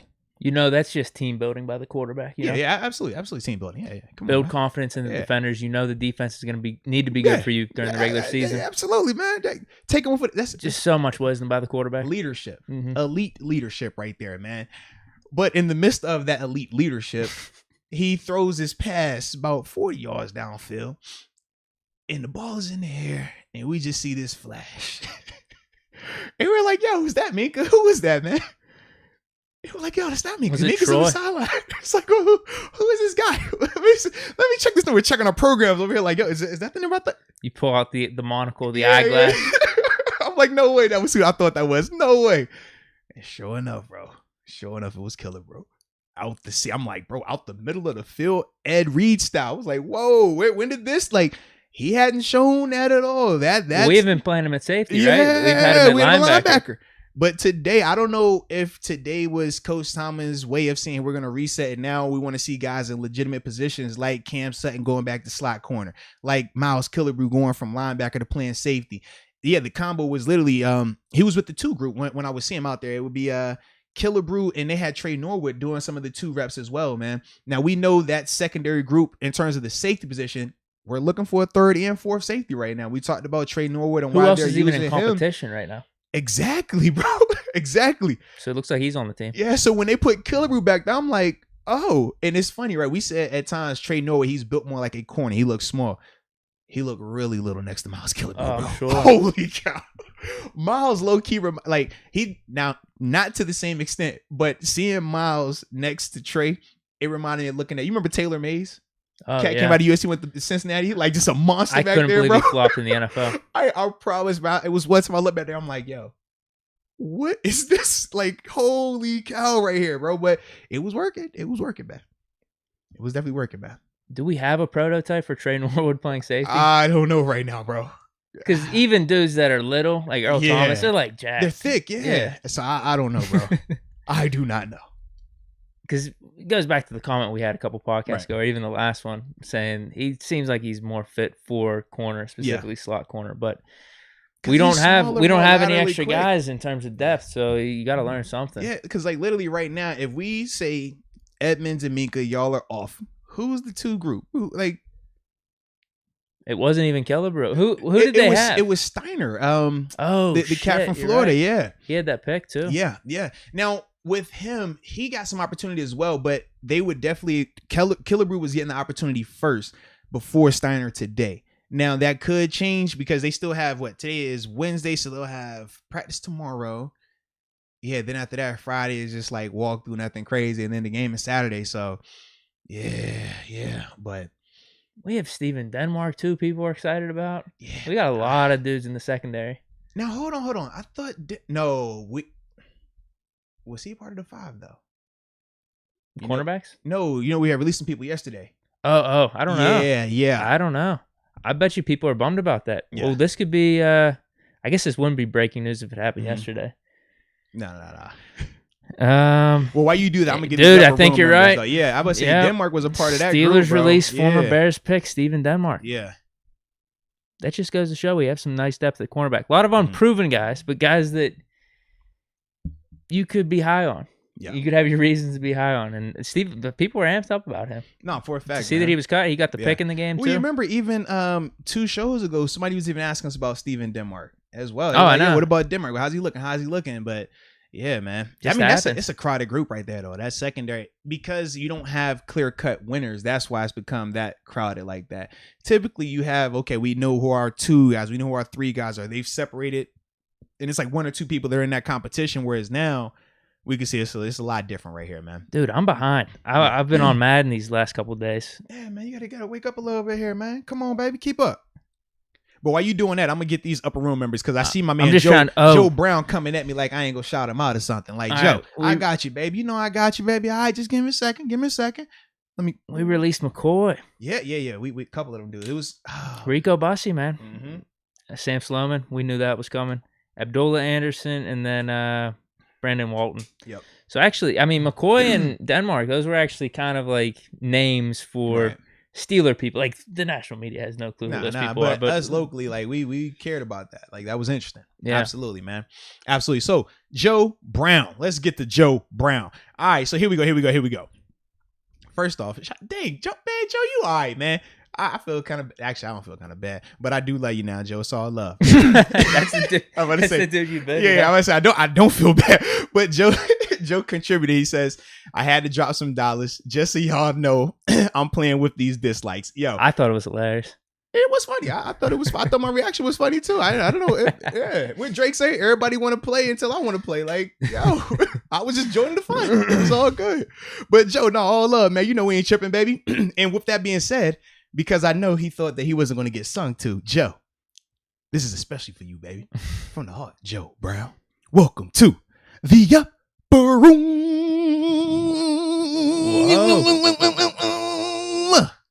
That's for you, Joe. We appreciate you, baby. Then after that, man, we got Travion Sanders. Welcome to the Upper Room. Yes, indeed. Yes, indeed. And then we have Julian Aguilar. Welcome to the Upper Room. Yes, indeed. Yes, indeed, baby. Oh, and then we have one last Upper Room member that just joined right at the bottom of it. Dead, not sleeping. I'm glad you are not. Oh, gosh, you're dead. You're not sleeping. All right, dead, not sleeping. Love the name. Welcome to the Upper Room. Yes, indeed. In my mind, I read it as he's sleeping, not dead. And I was like, oh, yeah, I'm glad you're sleeping, not dead. And I was like, oh, no, you said you're dead, not sleeping. So hello from the other side.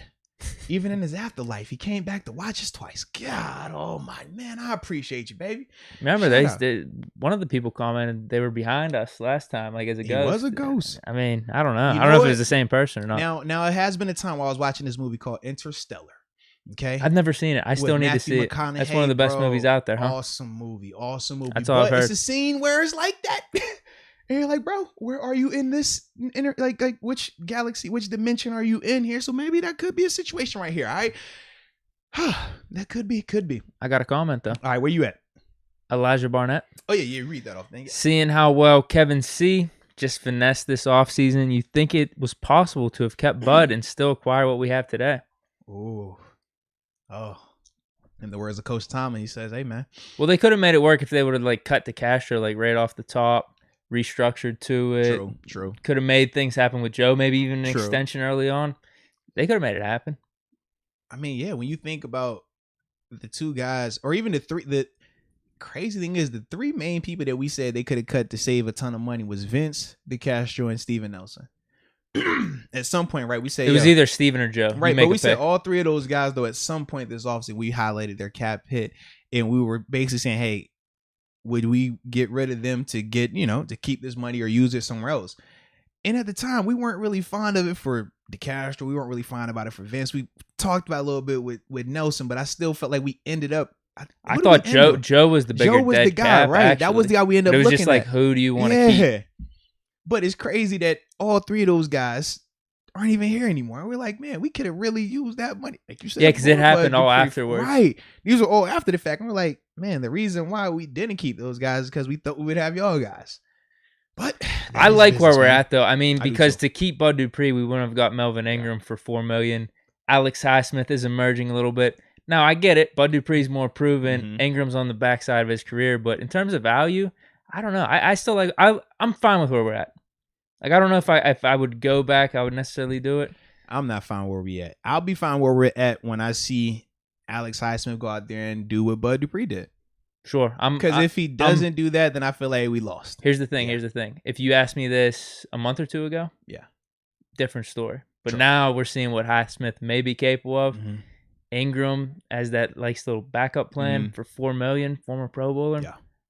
I'd stick with where we're at right now. But if you asked me a month ago, I would say bring back Dupree. I just feel like this is kind of like we're going to take some of this, take some of that, and try to make up for what we really just lost. Whereas we know what Bud Dupree is. Like, we don't have to speculate. We're not projecting he can be this. No, he's done this. We know for a fact Bud is bona fide. Bud is Bud Dupree. I just know how hard it is to find those type of players. Like TJ Watt type, right? Where these are like guys don't just get double-digit sacks. That doesn't just happen, man. The other argument against bringing Dupree back is just with the ACL and paying that amount of money, like long-term deal to him. I get that. Because they did pay out a ton. Tennessee, they paid a lot of money. Check for him, man. So as I'm saying right now, I'm good with Ingram and Highsmith and the moves that we made. But to answer his question, I think we could have made it work. I agree. Like if we wanted Dupree, we could have made all those cuts beforehand. But we've just been like slugging along this offseason. Just, I guess with the Castro, we were waiting and seeing about the injury. Mm-hmm. Steven Nelson, Joe Hayden. I don't know if they were taking their time trying to make that decision or not. Vince Williams, that was weird. Cut him, comes back, then he retires. But we've made the most of it, I think. Yep. With this type of strategy. Shout out to Kevin Colbert. Yeah. Shout out to Kevin Colbert. All right, you got these next couple of chats? I'm at Alex P. No. Now I'm at Sean. What was the last one I just said? I think. Yeah, shout out to C. Brown, because C. Brown just made a contribution, so we appreciate that as well. So I'm at Sean McCarty. Yeah. Yep. Do you think there's any weight to Tomlin's comment saying what you're looking at might not be the only candidates? Yeah, so that was what he talked about with the DBs. Yes. Oh, he made that comment on the last one, didn't he? No, he did that as well today because he was talking about Cam Sutton. Because they were asking about the slot corner role, and I kind of took it both ways, like how Sean is kind of taking it right here. Part of me took it as we haven't seen all the candidates because at the time, Cam Sutton hadn't really got any reps there just yet, right? And I even think of a guy like Trey Norwood, who we said we could easily see him, shift down there into the slot and start going there. So with both of those guys, we haven't seen them yet. So yes, that is accurate. But then the other part is like, could we see a scenario where they go back shopping again? We saw them make a move for Joe Schobert, and what did they do literally 2 days later? They restructured somebody's contract. Stephon Tuitt freed up some more money. I think they still got balls they could do, right? Yeah. So when you do that, it's starting to make me wonder, like, okay, either it's extension time, which we hope that's coming soon as well with TJ. But more importantly, I'm like, all right, you freeing up more money right now. What you gonna do with it? Who you gonna bring in here? So keep an eye out. So part of me took it that way as well. I don't like, how Coach Simon, when he makes a vague statement like, what you're looking at, right? What you're looking at might not be the only candidates. Which is like, are you referring to like just who's gotten opportunities in practice today? Or are you speaking like broader, like the team as a whole? And that's the part where he really didn't clarify. So yeah, we'll see what happens, dude. I laid out a couple scenarios with even like James Washington, he balls out, but I'd still like to have James Washington for depth. But yeah, there's some moves that could be made. Definitely is, man. Definitely is. So that was Sean. How many more? Do we have enough to where we could just rattle these off and then next topic? Yeah, I'm going to get these next three real quick and after that. So Tate Boy says, come on, Moats, welcome me. I'm here all the time. Tate Boys, am I missing something here? What am I missing on here, baby? I don't know. Maybe he joined the upper room and it just... I don't know. Did he? I don't know. Let me see what it looking like. Where you at, Tate Boys? I ain't clicked that. I feel like I would have welcomed him if I... Did I welcome him? Hold on. Did he comment outside of that? Because I don't know if the logo shows. The logo would show. Tell him drop a regular comment. Drop a regular comment if you really mean it. Yeah, I'm not seeing one yet. He'll drop a regular comment. And then Matt McKissick says, Deke, you need to welcome someone to the upper room one time. I think it's your signature. I don't want to do that. Yeah, man, that joint be hurt. I'll be all that singing. I don't like to sing all like that, boy. Come on, I just say my voice every once in a while. I think that's your thing. Yeah. And Donald Copeland right there. Is Tate Boys lying with the crying emojis? We're going to find out, man. Hey, what they say, the eye in the sky don't lie, baby. As soon as you type in, hey, just say, hey. Just type in, hey, in a regular chat, Tate Boys. And if it's verified, we go to you, then I got you, baby. And if I miss it, then I feel sorry for you, baby. I don't want to miss out. But we're going to have, I got to get a little confirmation first. Can't just be singing for no anybody. You know what I'm saying? I got standards and morals. And I guess this would be last of the super chat. Alex P. Yep. You got us? Not saying it would happen, but what if Colbert put Gilmore next to Minka? How good would that look for Minka getting more targets? They wouldn't be throwing Gilmore's way. Very true. Don't disrespect Pierre Island like that. I want to say, yeah, I like Pierre, bro. We good right now. We good. The question should have read, what does Pierre's emergence mean for the targets that are going to be thrown at Minkah? Because they're not throwing Pierre's way. All right, I hope that's right, bro. I hope that's right, man. They have been throwing at him preseason, actually. A little bit. He has been getting like burn, though. True. So he's been sticky in coverage. Like, if a guy catches the pass, he's tackling him. Like, that part. The first catch on him in the Cowboys game was an amazing play by the receiver. Yeah. Like, he was right there, made a play on the ball and everything. So shout out to that dude. But I thought he's looked pretty good. Yeah. They said Pierre Peninsula. Y'all stop it, man. Oh, man. Hey, and Tate boys, yeah, see, we done seen it now. We don't miss comments. You know why? Because we got a filter on. We see everything. And Tate boys, you were fibbing. You were fabricating. You were trying to run amok on us, huh? You were trying to pull the wool on our eyes and take advantage of us in a very, very delicate situation that we're currently in here. So, yeah, man, we got you for that, Tate boys. Oh, he might be talking about comments. I don't know if he's talking about super chats or not. I don't know, for real. He doesn't have the upper room tag. Exactly, though. that's what I was talking about. I think he might have made a super chat comment, or maybe just a ton of comments that we missed is what he's trying to say. Okay, we might see. All right, you keep looking, because I ain't seen that now. Someone's saying Cap. Who's towards him? That's what I'm saying, bro. I thought they were saying it on me. They with talking Pierre. about him, bro. They were talking about him, man. I was gonna say, don't tell me I was capping on Pierre. Nah. They started doing that when Tate started talking about give me the shout out and everything. They call it the lower room. I was like, oh, y'all done started that upper room and lower room now? It's like a civil. I've seen that. Yeah, I hadn't noticed it, bro. It's like fake fans and real fans. I didn't know that was a thing going on. We have that in our chat. Like, Lord, I didn't know that, bro. I'm not against it, but wow. I don't think people were serious about it. It's like a kind of a joke thing. It's like, yo, which side you on?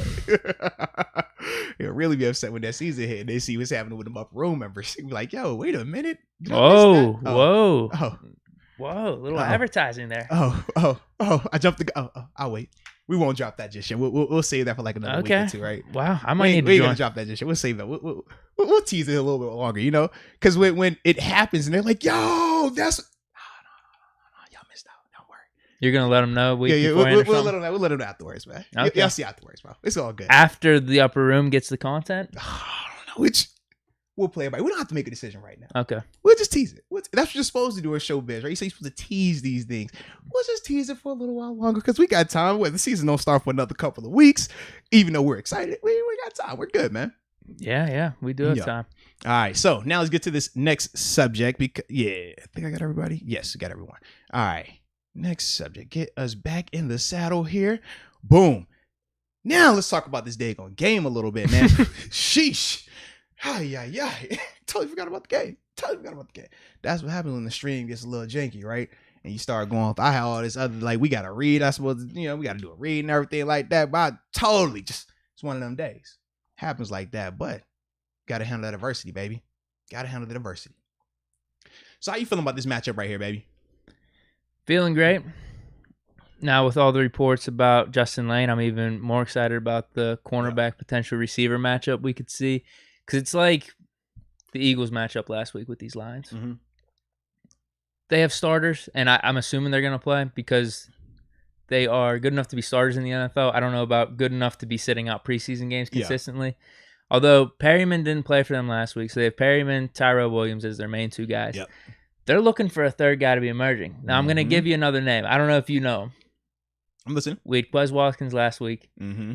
People are talking a lot about this dude out of USC, Amron St. Brown. Wait, hold on. He's supposed to be this amazing route technician. He looked good in the first preseason game from what I saw just from the highlights. So he might be like their third guy. Okay. I'm assuming if they play this like they typically would the third preseason game, we should see a lot of action from Goff, those guys. Yeah. Hawkinson, if we see those three receivers, Perryman, Tyrell Williams, Amron St. Brown, this could be a nice little test for our cornerbacks. Are we going to see Joe? Is he going to be in maybe a series or two? I feel like we will. I think we should see everybody that is healthy in this game. In terms of Ben, Joe, Claypool. Oh, no, because Claypool is not healthy now. But Najee, Juju, Deontay. We won't see TJ. That's not going to happen. Cam, I wouldn't be surprised if Cam had a series, though. Okay. Because he's definitely been practicing a lot more this week. So I could see him easily having a series in terms of like the full padded, like getting out there for those parts. So I could easily see him getting a series or two. Tuitt is still because he's still working his way back. Like, he's improving now, but he has a way to go because we just know what he missed out on. We understand why, but they're bringing him along slowly. They don't want to have any type of soft tissue stuff because right now he would be highly prone for that if they rushed him back, man. I was thinking with Pierre and Sutton that if Joe only plays like a series, he's out of the game. Yeah. This could be a nice little test for them, just like the Eagles game was with their receivers, with St. Brown, Perryman, Tyrell Williams. Because I think Perryman's pretty decent. I've always thought he's pretty good.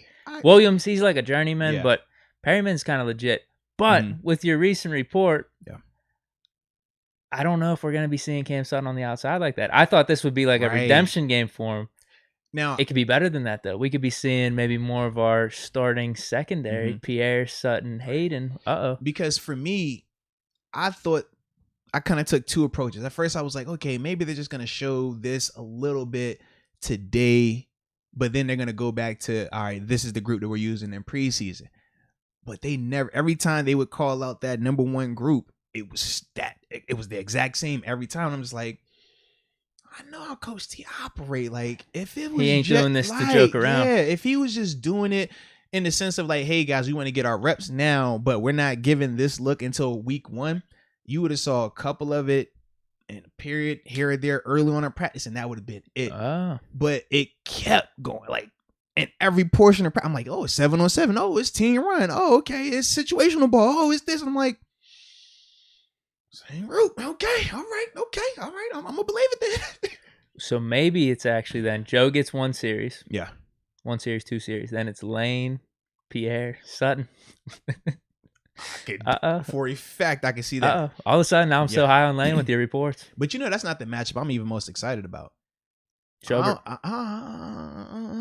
I know what it is. I want to see, because last week our edge rushers, right? Alex Highsmith and Melvin Ingram, they were flip-flop sides. They were both getting opportunities. Well, the Detroit Lions, they happen to have NFL tackles. You know, and I like that. Now, granted, we know the one guy in terms of Penei Sewell, he was the what's that, 5th overall pick this year? No, he was supposed to. He was supposed to go 5th. Yeah, he was supposed to go to the Bengals. I forget if they picked 4th or 5th. He went later on, but obviously came here to Detroit. And then their left tackle, though, Taylor Decker. I'm ready to see Alex Highsmith versus some legitimate NFL guys. That's where I'm at with him.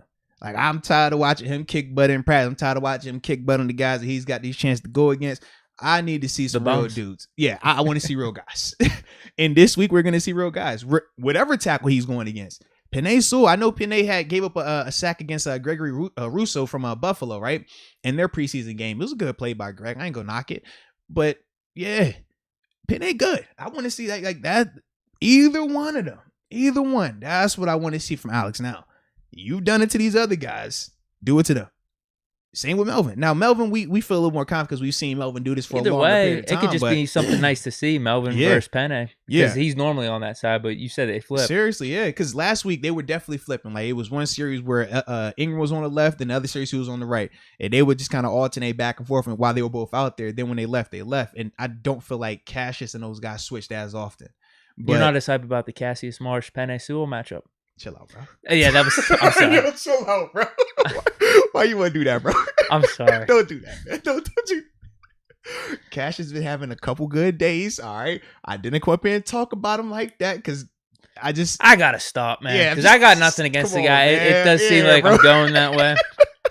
I don't want to be that guy. So, you know what? Only positive things from Marsh here on out. And I feel bad because I don't know him personally enough. That I feel like he's a good guy. I would love to probably talk to him, interview him. I heard he's an interesting guy, collects cards and everything.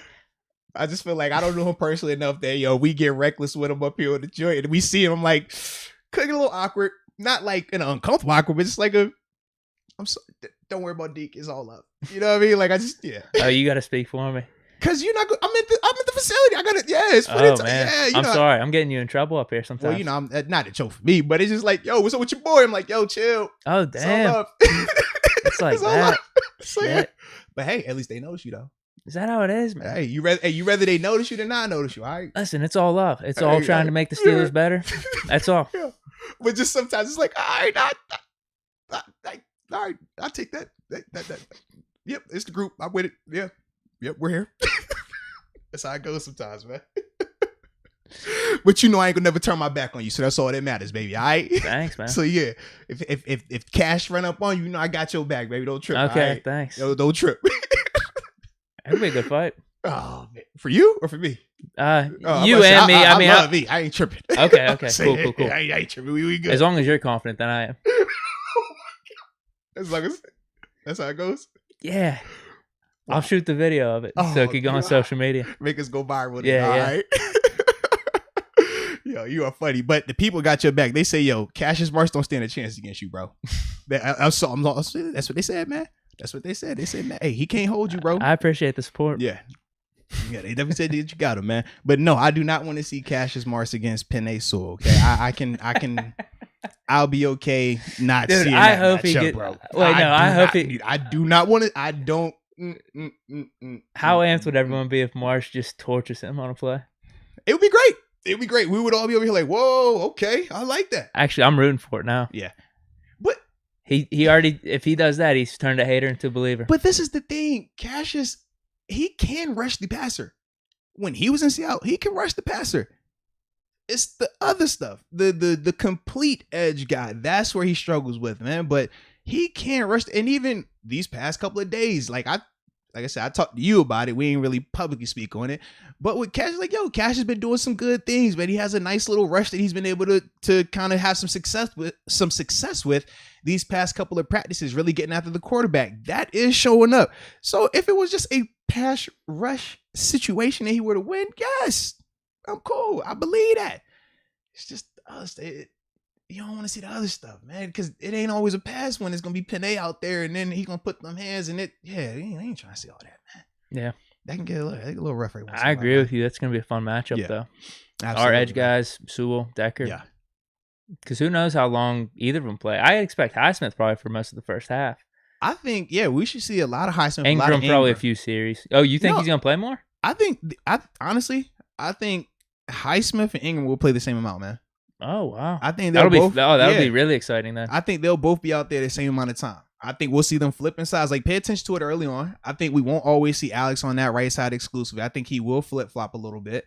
And, but for a fact, man, Melvin, they're going to have him out there. Even in practice, like, once again, we talk about just the reps. They're not treating Melvin now with the whole, okay, couple plays in. All right, you start for a couple. Now it's like you're in the whole clip. Alex Highsmith out there, you're out there. And literally that's how they work. But the thing is, though, when it's time to do like the individual drills, they always go back to back. It's never he's on one side, he's on the other side. They always if they're on the right, they back to back on the right. They're on the left, back on the left. So you see them like today, for example, Alex Highsmith, he hit a cat. I'm not gonna say who it was, but he hit him with a filthy inside rush. He was like, God, all right. Next play, who comes up? Melvin Ingram. You know what he does? Takes him upfield, filthy spin move inside. Both of them win, but you could that's their energy. Like, okay, you did this. Okay, well, I got something better. You did. Okay, I got something better. So I love that. I love it. TJ who? No, we need him. We need him. Just not for 30, huh? Well, it's gonna happen. I already told you. I'm not thrilled about it though. It's gonna happen. I gotta keep doing that. I can't help it, man. But yeah, you're right. Yeah. I mean, it's a good thing to bring up whenever you say we need him. 430. All right, whatever. But no, man, that's the matchup I'm most excited to see, though, man. I think Joe, honestly, I will be surprised if Joe doesn't struggle in this game. Joe showed what I'm talking about. Just because, man, it is it's hard to be you as a player when you're thinking. And he's thinking right now. But when you get that role 2 days into being here, that is a lot of information to be obtaining and processing and deciphering. Not to mention that you're on a new team. You're even trying to learn your teammates' names. That's no fun either. I've been through that. That sucks. You're over here like, hey, bro. Hey, what's up, man? 994. You just call everybody by their number because you don't know nobody's name. That's not a cool vibe. He's going through all that right now. He's learning his coach. He's learning which direction is this? It's a lot. So he's not playing to what we know he's going to be right now. I expect that from him, though. I want to see Devin. That's the other guy that I'm like, how are you responding this game? Especially in coverage. Yes, absolutely. Hawkinson. I don't know if Swift's going to play. He didn't play last week, but Hawkinson's the one. That's we saw you with Noah Fan a year ago. Mixed reviews. Now we got you with Hawkinson. All right. You know, What do you think it's going to be then? You think Bush will be just manned up on Hawkinson? know. Is he going to be more of a rover? I feel like Or is it Schobert going to be on Hawkinson?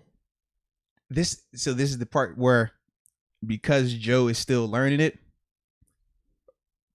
some of the stuff in practice today, you're looking and you're like, I don't know if y'all are having these matchups intentionally, or is it because y'all are getting flipped like wrong coming out the huddle?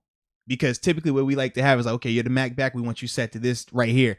But depending on game plan, whatever may be going on, if they set it wrong, it changes up all your matchups. So, but when you're new and you're coming from a different system, in Jacksonville, they might say, hey, every time we're going to close to the tight end. In Pittsburgh, we go to passing strength, though. It's not always to the tight end. So it could be a tight end on the backside, but if it's two receivers over here, we're closing it right because we know that's more of the passing threat. But it just depends on where you're at. It's no right or wrong. It's just more so that coordinator's preference. So if you're Joe, that's something else you're dealing with. Someone else, you're like, oh, hold on. All right, did I close this right?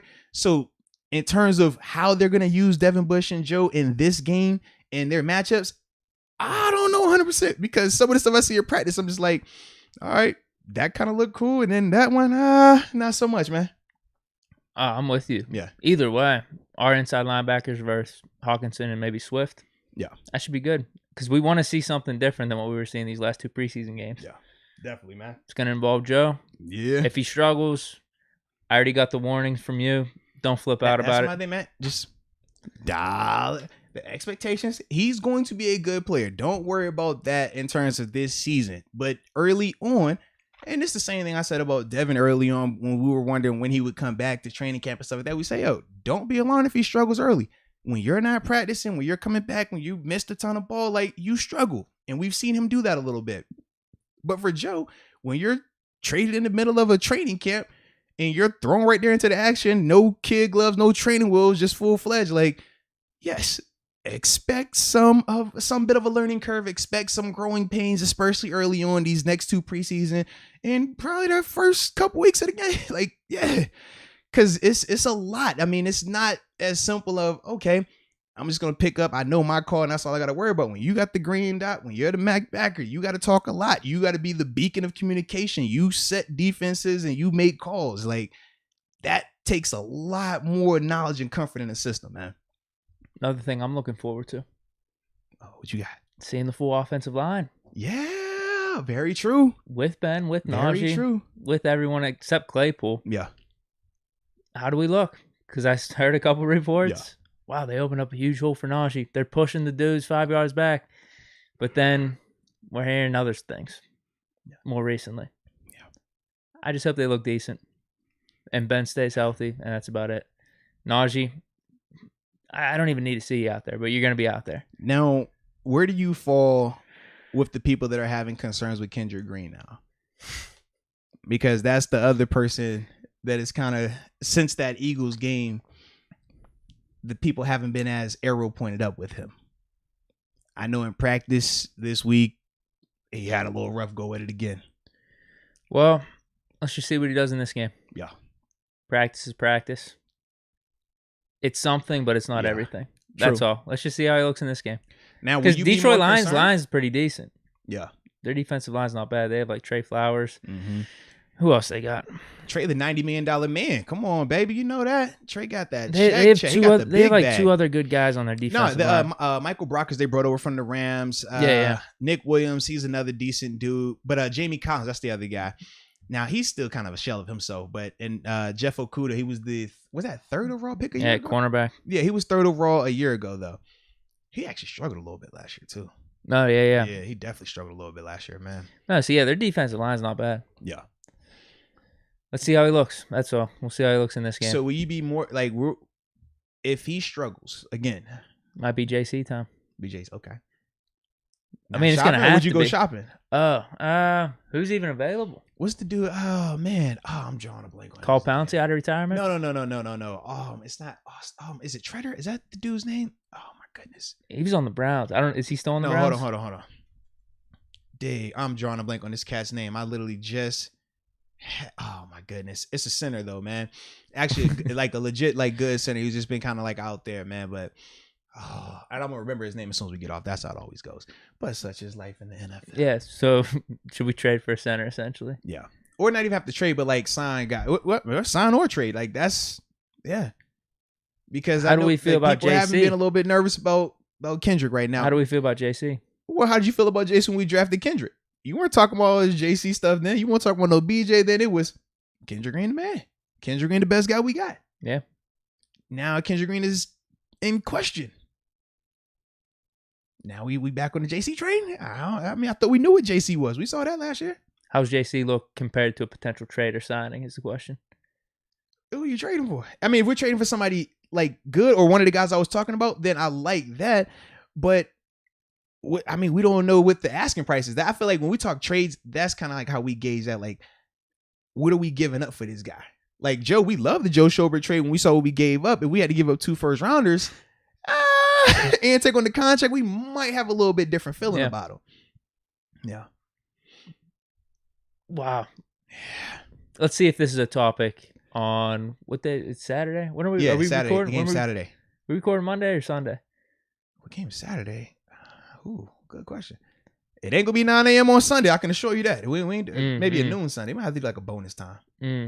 Yeah. That's a weird time. Stay tuned. We'll keep y'all updated on that. Yeah, that's a weird time. Like Sunday, because it's Saturday. Because bro, Sunday. I don't know. You see what I mean? Sunday's just not that day, kind of. You know what I mean? Weird, People are just vibing and chilling. It's. I'm like, I know. I'm not trying to be up at 9 in the morning on a Sunday. Yeah. We do 9 a.m.s after the game. I ain't got no 9 a.m. on a Sunday. Yeah. Yeah, that might. We'll stay tuned for that. I might. Well, either way, yeah. I don't know why. I didn't have to bring that up, but will this be a topic on the next podcast? Yeah. Hopefully not.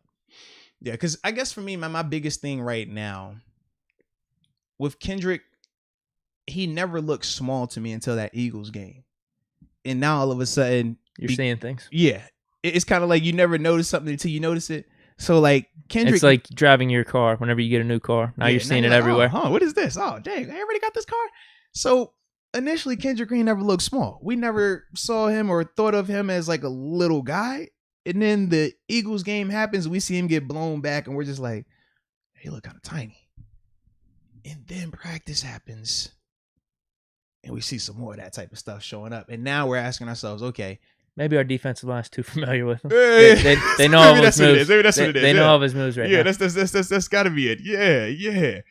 But that's the question. It's like, yo, is it the size? Or are you just having like a little bad go at it real quick? I mean, because as a rookie, that can happen. And that can definitely be a legitimate case. But it does make you ask yourself, like, we weren't seeing this initially. Initially, you were looking really good, dominant at times, right? We highlighted Kendrick. Kendrick had been playing really well in practice. But now, all of a sudden, after that game, it just looks a little bit different right now. I don't know why, but it's been looking a little different, man. We got anything else in terms of key matchups, things you're looking forward to? I feel like that's all I have for that one, man. I think that's about it, too. You know I got to ask you score prediction, 24-17? Oh, damn it. Well, no, actually, here's another question. Is Haskins going out with the ones? Like when Ben comes out? Reports, it should be, right? Because I thought they said that Haskins was going to get the start he was going to run with the ones this week. In the preseason game? Right, that's what I thought. I saw he was doing it in practice. He definitely was doing it in practice, but when you do it in practice, the way Coach T operates... Did they flip it? I think I saw... Did they flip Haskins or Mason back to the ones, though, recently? Because, see, today Ben was practicing. Okay. So that kind of threw everything off. Hold on, Ben was definitely out there practicing today. So. Haskins, I don't even know what Haskins' second quarterback in preseason game. That's not going to be like the search that. Yeah, just type it, man. See what it says. I'll try it. Haskins preseason Lions. Mm-hmm. No, I'm not seeing anything. No. But see right here, Haskins has successful run with Steelers' first team offense during Sunday. Haskins gets first team reps. Will it happen in the preseason game? Because those days, Ben wasn't like having a work day. Like today was like Ben's work day. So that, yeah. I don't know. From what I've read, though, from everything I've heard, Haskins, I thought was supposed to be getting that nod this week. Not to start because obviously Ben is starting, but to get to be that next guy in. Yeah. But we'll see, though. So you think they'll keep Deontay and Juju out there and even Najee? Yeah, because if Ben backs out after like the first two series. Right. If Ben plays more than 2 series, I would be just dumbfounded. I don't see him playing longer than that, regardless of how well or bad. Let him come out there and look like money on that first drive. We won't even see him at the second drive. Yeah. Like, that's kind of how I think of it. If it's a 3 and out, then you'll see him again in that second drive. Then after that, he's out. But then from there, from my understanding, it was supposed to be Haskins going in. But Juju and Deontay will still right. play. Everybody's still right. The first whole offensive offense. line. The only person be coming out is just Ben from what I've heard. So yeah. Okay. But we'll see what Coach T does, man. We shall see. We shall see. All right, so we're at score predictions. NSMC99 saying, Deke, please bring back 27-13. They need it, man. I'm never doing that again. They need it. Matt McKissick, he said 23-13. He went that route. All right, so Haskins may play with the first team. Mason Dobbs, second half. Ben. Oh, you know Ben's throwing a dart right off the bat. Let's get it. You know Ben's having a touchdown. I just think he is. Got a silence, even though it doesn't mean anything. It's a little shot at all these haters. So you care a little bit for that preseason, just a little bit. No, I don't. Dude, trust me. Just a little bit. Just. I don't care. I don't care. Yeah. I really don't. I do need a little fuel though. I think Okay. if Ben could toss a little dot in the back corner of an end zone, a little retweet by me, nice little clever caption. I think I need that. You know you're not gonna be clever. You're gonna be heavy-handed. You go heavy-handed with 7. You go clever with everyone else. You heavy-handed with 7. Oh, it's gonna include fake fans and probably some all caps. And I'm waiting on that. You gonna after all that, you gonna give us the stand up. Actually, not the stand up, the sit down. Where you giving us the look. Let me tell you about this. All right, Deke Investments. Y'all want some big Deke Investments? Let me talk to you real quick here, big dog. Let me holler at you real quick.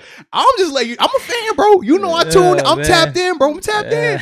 So I'm saying, man. Yeah. That's going. Let Big go out there and throw a tutty, and don't let it be a 30-pluser. Here's the problem: you can't bet on those props in preseason. I know. So that sucks. That sucks. To be honest with you, with Ben. He could go 0 for 10. I could care less. I'm being serious. Yeah. Just get out of the game healthy.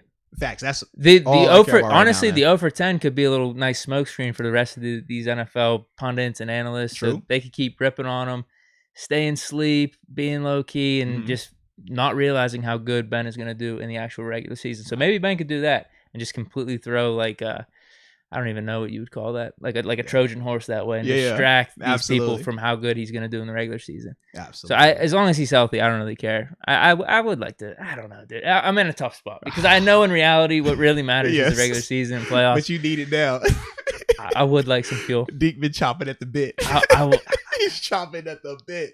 I don't need it though. I don't. You do though. You definitely man. do. You need that. You let him look good in warm-ups too. Oh, you need that. Come on. Well, either way, at the crib too. First time for him since the injury. Yeah, I might go down. I might have to go down for that one. Now. Something to do on a Saturday. Come on now. What would 7 do? Come on, baby. 7 would want you there. He would. Preseason or not, they all count when they keep score. They send me an invite in the mail or something. Come on, man. I thought he shot you a DM.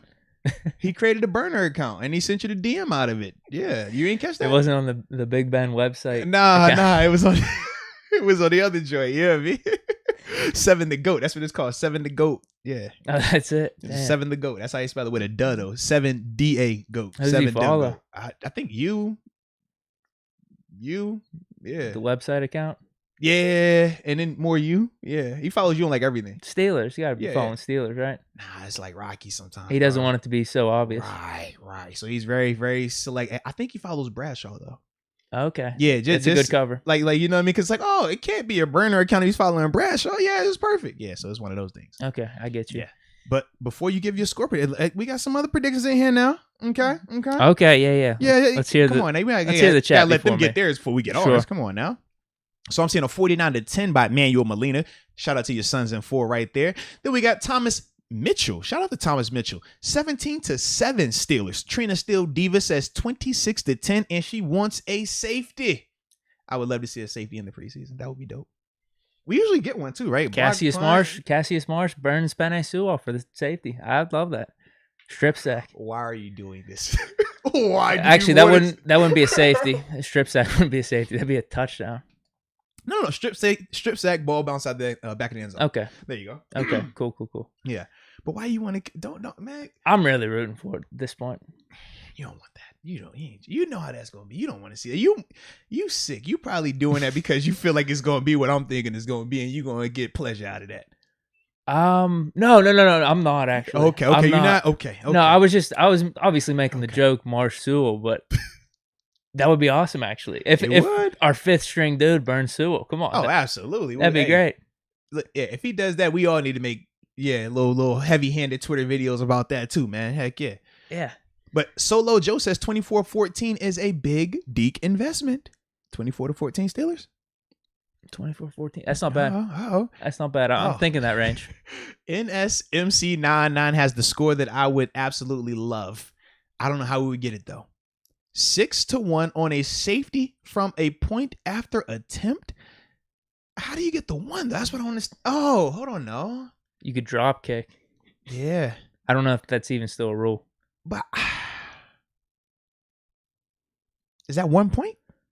A safety on a point after? That's what I'm like. How's that even possible?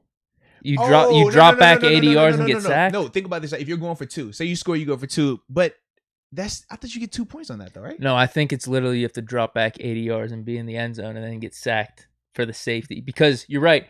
If you take back a pick 6 on a 2-point conversion, it's 2 points. It's 2 points. So yeah, wow. I guess a safety on a 2-point conversion is 1 point. Ah, I guess he's read the rule book. shout out, bro. That would be very difficult.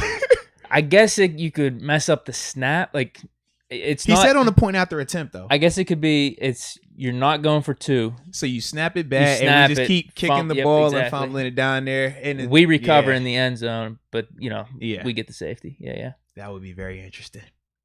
I would love to see that though. I'm all for it, man. All for it. Hey, can't complain with that. All right. Bet 300 _31-23. High scoring game. Oh, okay. I like that. Stephanie Ramirez saying 21-10. 822 Living Legend 24-13. We're seeing a lot of like 24 range right now. Okay. 17-7 from Reincarnate Enigma. Okay. All right. I like that. Amin Whitfield, Steelers 24-10. Yeah, it's a lot of 24s. Okay. Shout out to the 24s then. All right. So, are you ready for ours? Yeah. Right. Yeah, let's say Ben gets one. I think Haskins gets one. Okay. Does Mason keep the streak going? Why not? No touchdowns. Oh, no. Or is there a secret Mason Rico Bussy connection?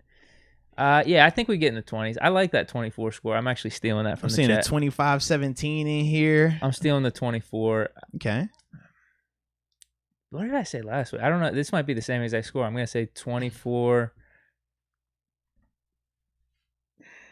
I'm going to say 24-17. All right. Okay. I stole that from someone in the chat. Okay. Let's see. How many Haskins had last week?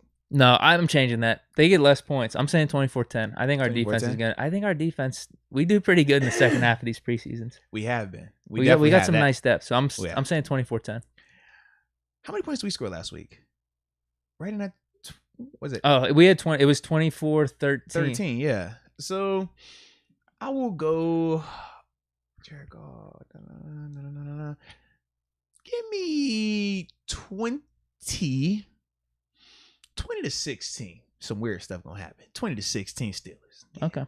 I don't know how it's I gonna could happen, see that. but I like 20-16. I could see it somehow. I want it to be awkward. I want the awkward, uncomfortable scores. That's my goal. All There's right, a that is map always for my it. goal, man. Yeah. Yes, indeed. Looks like we got some more super chats and upper room members, and we will get to them in a second. But you know what we need to do that we have not done all day because of everything that transpired earlier? We have not talked about our friends over at Manscaped. Got to pay the bills, right? Got to pay the bills. The leaders in below the waistline grooming. You know, the ones that keep our delicate twins nice and smooth. That keep all the grooming places where hair grows, you know, where that hair is tamed. We like that. We like that a lot. And we know that they are supporters of our movement in terms of how we like to always blast off. They always clear us for takeoff. They made that just for us. Come on. They know we are supporters of the galaxy. They know we love to go out there and go and you know, let's visit Mars. Let's visit this planet. Let's go check out Pluto. I mean, even one of the guys' names is Pluto, right? So we love that. And Manscaped are big supporters of that. But as we always talk about with Manscaped, they don't just show us love, right? Because they could always just send me and you performance package 4.0s, right? And we talked about it in the giveaway last week where we gave away performance package 4.0s, travel bags, lawnmower 4.0. Awesome stuff, by the way. Awesome stuff.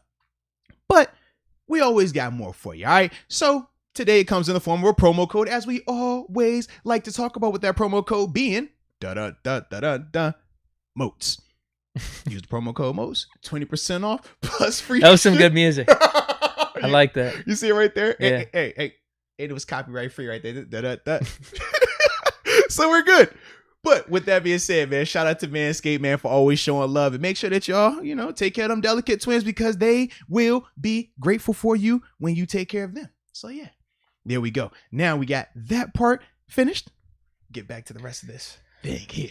Are we good then on the game? So what, super chats, and then we got our division preview. Absolutely. Okay. Then after that, that little 10-minute This might be 4 hours. snafu, all because of that. Well, technically, this one won't be, because we already This got an hour one on won't the be. other show, so we're good. Yeah, actually, it'll probably be like if you combine Yeah. the times, it might be like 3 hours and a half or something like that. Yeah. But y'all got to account for like that little bit of like pit crew. We had to go to the pit. We had, hey, sure. Yeah. Shout out to NASCAR there, man. It worked out. Got refocused a little bit. Yeah, I mean, I think that this group is even better than the last group. I don't know who was on that last stream, but y'all in this stream are way better. I mean, you look at the likes, you look at the views, the participation. Yeah, y'all are way better in this group than that last group. I don't know who was in that last group, but this group here, I like this group. I don't know about that last group. Yeah. Well, what do we got for these super chats? Let me All see if I right. have any on my screen here, or if I lost them all. Well, all right. I got Let's Go UW. Oh, yeah, you down a little bit. All right. Holy So hell. I got you real quick. First off, Preston Allen. Preston, he asked, first off, we appreciate your support, Preston. He had sent this in a little bit earlier. He says, can us lower room folks get a song? Because, we sing for the upper room. But is that kind of like a participation trophy, though? Whoa. I know Whoa. Debo set that standard, and I felt uncomfortable because, I was like, Debo, bro, I mean, I understand what you're trying to do there, but I mean, dude, it ain't got to be like that all the time. I just don't know how we feeling with this situation. Is this or maybe you should. It could be like with a bass. Yeah. How you do it? Because I'm not gonna do I'm about to say you. I'm about you to. would be the lower room guy. I'd be the upper room guy. That makes sense. You might be singing a lot more though. Hey, we're lower room members. We're all lower room members. Let me think of one. And maybe I'll come back to you on Friday. There we go. All right. Then we got A Pharaoh. A Pharaoh, man, shout out to you as well. He says official nickname for 42, talking about James Pierre, is Pierre Penitentiary. Now, I don't know if you saw this, but during the chat, they were coming up with some very unique, very, very unique names for Pierre that began with the letter P after it, as it pertains to him just locking up people and all this other stuff. It was cool. We'll talk about it a little bit afterwards. I ain't want to drop it on here, but the people in the chat know what we talk about. But yeah, they got the Pierre. They going down this list of all these different Pierre P things, man. They combine at the time. I'm like, all right, I can see what we got going on with Pierre right now. Pierre Island wasn't good enough? I personally like Pierre. I thought it was smooth. Now, granted, It sounds like an actual island but it sounds like it's copywritten though. from Revis. Absolutely. Kind of like Mapletron. Yeah, but it's copywritten. No, that sounds like Megatron. Yeah. That's tough. Yeah. That's tough. Mm-hmm. I got to think about that a little bit, because are there other cornerbacks where they've just attached island to the end? Was Revis the originator on that? Funny thing was, I don't even remember hearing Revis talk when he was quote unquote Revis Island. I thought people just media put that. No, on that him. was fans media. I had never heard him publicly say, yeah, man, He may have. It might have been Rex Ryan, honestly. That might be it, because that was around that time where they were talking during the Hard Knocks and stuff. But yeah, that's what I'm wondering. If you're a good cornerback, is that just a natural thing you toss island? Where there's multiple guys that have done it. Yeah. Pierre Island's just too smooth. Yo, I'm sorry. I should have looked at this.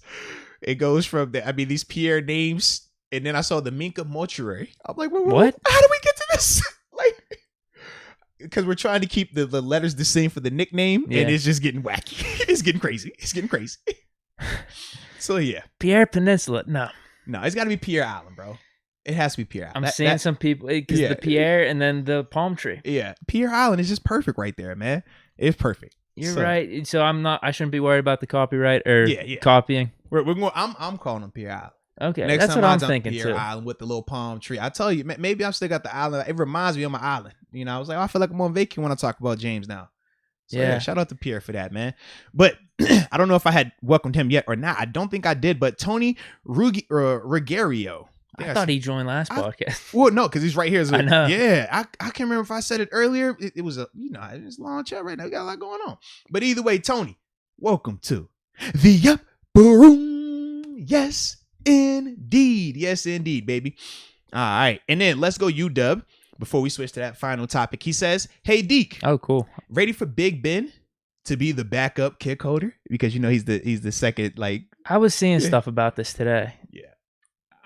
Dude, I don't even know what to say. That's always been his backup thing. I just can't believe these people are tweeting about this, to be honest with you. That's been a thing, right? What in terms of Ben holding the field goals, right? He's always, I know in practice he always takes the second group. Like he's always like if the main holder went down, I think Barry holds now. Yeah. Oh, this is a legit thing. No, yeah, Ben wasn't like joking around since about like this. 20. I know in 14, like because we would always laugh. He would like this. No exaggeration. You have the starting unit, right? And then for Danny Swift, he would call the twos up, and I always knew because I had to come in and be a wing. Okay. Yeah. So think about like you got the field goal protection team, right? And you got the wings that sit behind the O-line. They're like your tight end guys. Typically like 6'5", 6'6". Like Matt Spaeth would be one. David Johnson, he was another guy that would do it. Like you want bigger body, longer arm guys. But for the second group, they would throw me out there. They would throw Steve McClendon out there. You remember Big Steve, D-lineman. Yeah. He's Super Bowl champ with the Tampa Bay Buccaneers now. Shout out to him for that. And then Ben would come in as the holder. And that was like our little two groups. So we'd all come out there. I'd have to, I got reporters eligible. And I'd get over here. Knowing daggone well, if y'all put me out here, this field will get blocked for certain. And Ben kind of knew that as well. But yeah, Ben come out there. He always have a little pad for his knee. He ain't gonna never just roll. He ain't gonna never just put it on the knee down there like that. Can you do that in the actual game? I don't think so. No, but in practice, like, every time he have a little cushion, a little pad, he put on his little knee. We're like, all right, us twos, baby, we in here, baby. Shout out to this field goal team right here. Wait, why isn't it Mason? Why isn't it the backup? I don't know. It's always been Ben, though. I know since I've been here, it was always Ben. Always. Okay, so what I was about to say earlier is just like, I can't believe people are tweeting about this. Like, Ben's just got to be like messing with you guys and stuff. Like, how is this actual news? But you're actually saying he's actually second on the depth chart for like that's legitimate, bro. I did not know that. Yeah. So it is news. Wow. And he's a good holder. Like he never fumbles the snap. No, we said it because you remember Tony Romo, right? In his first opportunity, that cost him a playoff win. He was a starting quarterback too, doing that stuff. Because initially he was the number 2 guy, I thought, right? Yeah, because he was number 2 behind Quincy. It might have been Quincy Carter to start that season, and then he took over, and that's why. I don't know what happened when he started starting, but he started balling out. Mm-hmm. But that's ultimately why he had to like hold. But yeah, Ben definitely like that's for a fact. That's his thing, man. He's good, but you because it's the punter is one. Yeah, so that's what I'm saying. Why isn't it the backup QB? Because that's how it is in Madden. But okay, if it's Ben, wow, I didn't even know that. I don't know why we do it like that here, but for certain, man, every time we just like. But when you think about it. Those are points right there. If that guy mishandles that snap, it's over. And we've seen how those snaps can be. I mean, if that ball isn't put perfect, if the lace is out, we know it can get bad. We've seen Boz miss kicks behind just the laces, the mechanics of it. So you don't just put anybody out there.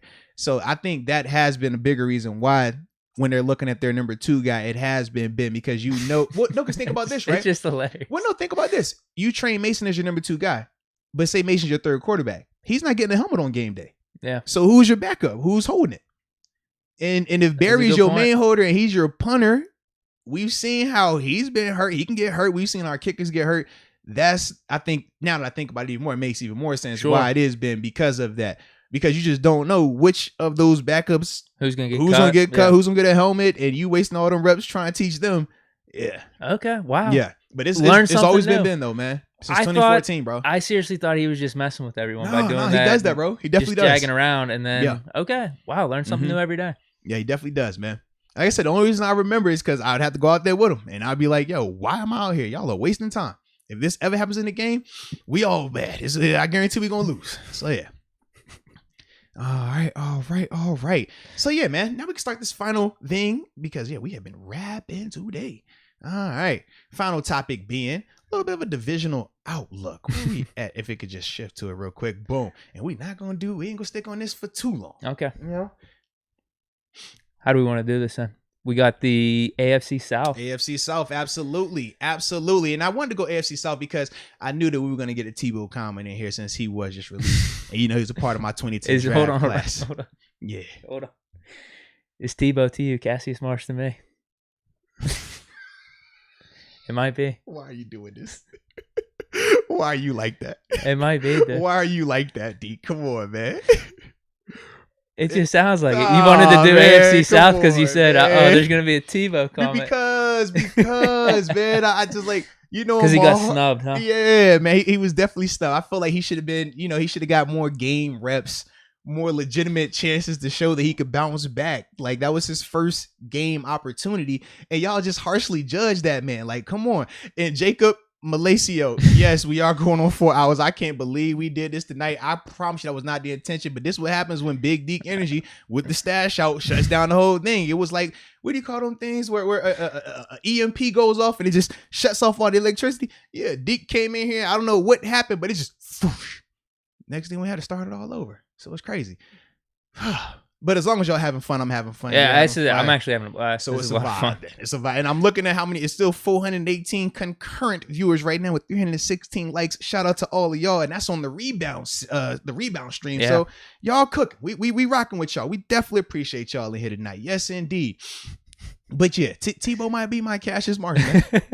Because Cash is your guy right now. You got Cassius whooping up on Penei Sewell, strip sacks, safeties. Like my man Cassius Marsh done turned it to an all-pro whooping up on Penei Sewell just in this little conversation. So you know what? Yes, Tebow is my guy. I'm really hoping for it. I need Tebow. I want Tebow back.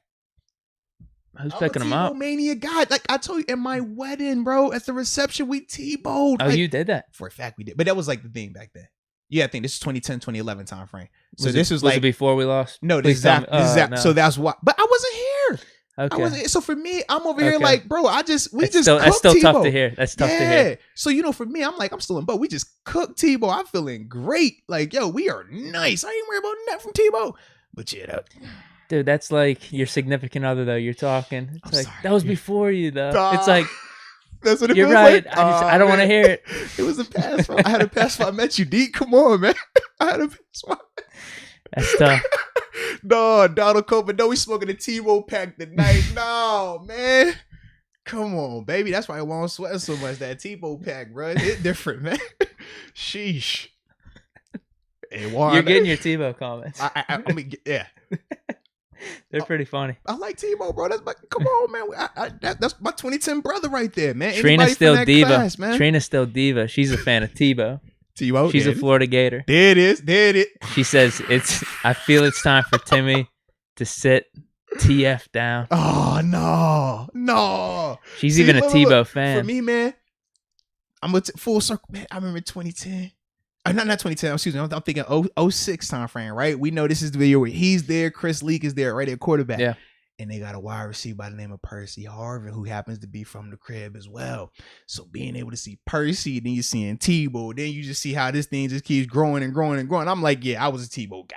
I like the Tebow. Dude, he was like the clutchest college quarterback ever. God, bro. And it was so weird. Like, you look, he's built like a line. He was bigger than Brandon Spikes out there playing quarterback. Like, yeah, man, come on, man. Tim got the juice, baby. Come on, man. Hey, Kevin Colbert, y'all trying to bring him up here? When you feeling that? I'm good, dude. No. Okay, get no T. No. Come on, man. It's Tebow mania, bro. He could take Ben's spot as the backup placeholder. Well, he's a big game quarterback. We've seen him in a head-to-head.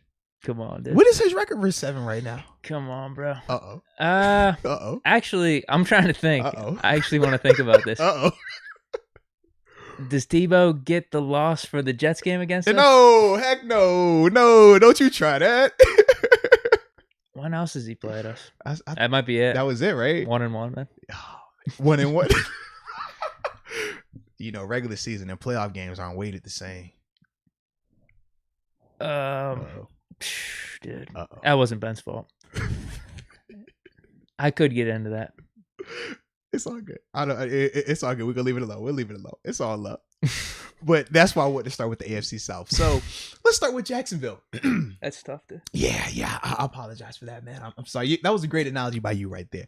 It's like when you with your main girl, your new girl, your wife, girlfriend, whatever it is, and you bringing up the ex. Yeah, I'm sorry. You're right. Wifey would yeah. Wifey's understanding, but nah. Wait, that's you different. did that? You mean you did that? Oh, you all that? With her? You what? You did what? You Tebow during your wedding? Chill, man. It was an accident. You did what? After the 11 wild card game? Come you on. did what? You said you did what? It's like, babe, I don't know what you're talking about. I'm innocent. Yeah. So we're starting with Jacksonville then. Starting with Jacksonville, man. Where you have them ranked, or we just Well, no, so this overview is and then what we wanna rank do, at the man. end? So biggest thing is this, man. The way we want to do this is AFC South.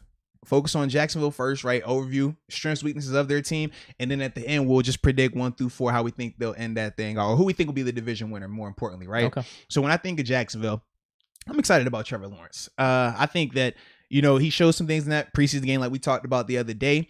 And ultimately, I think he can continue to grow. I think that they have some pieces around him offensively. The running game, I think, will be a huge factor with the backs that he has currently on that roster. All 3 of those guys are good, as we talked about last time.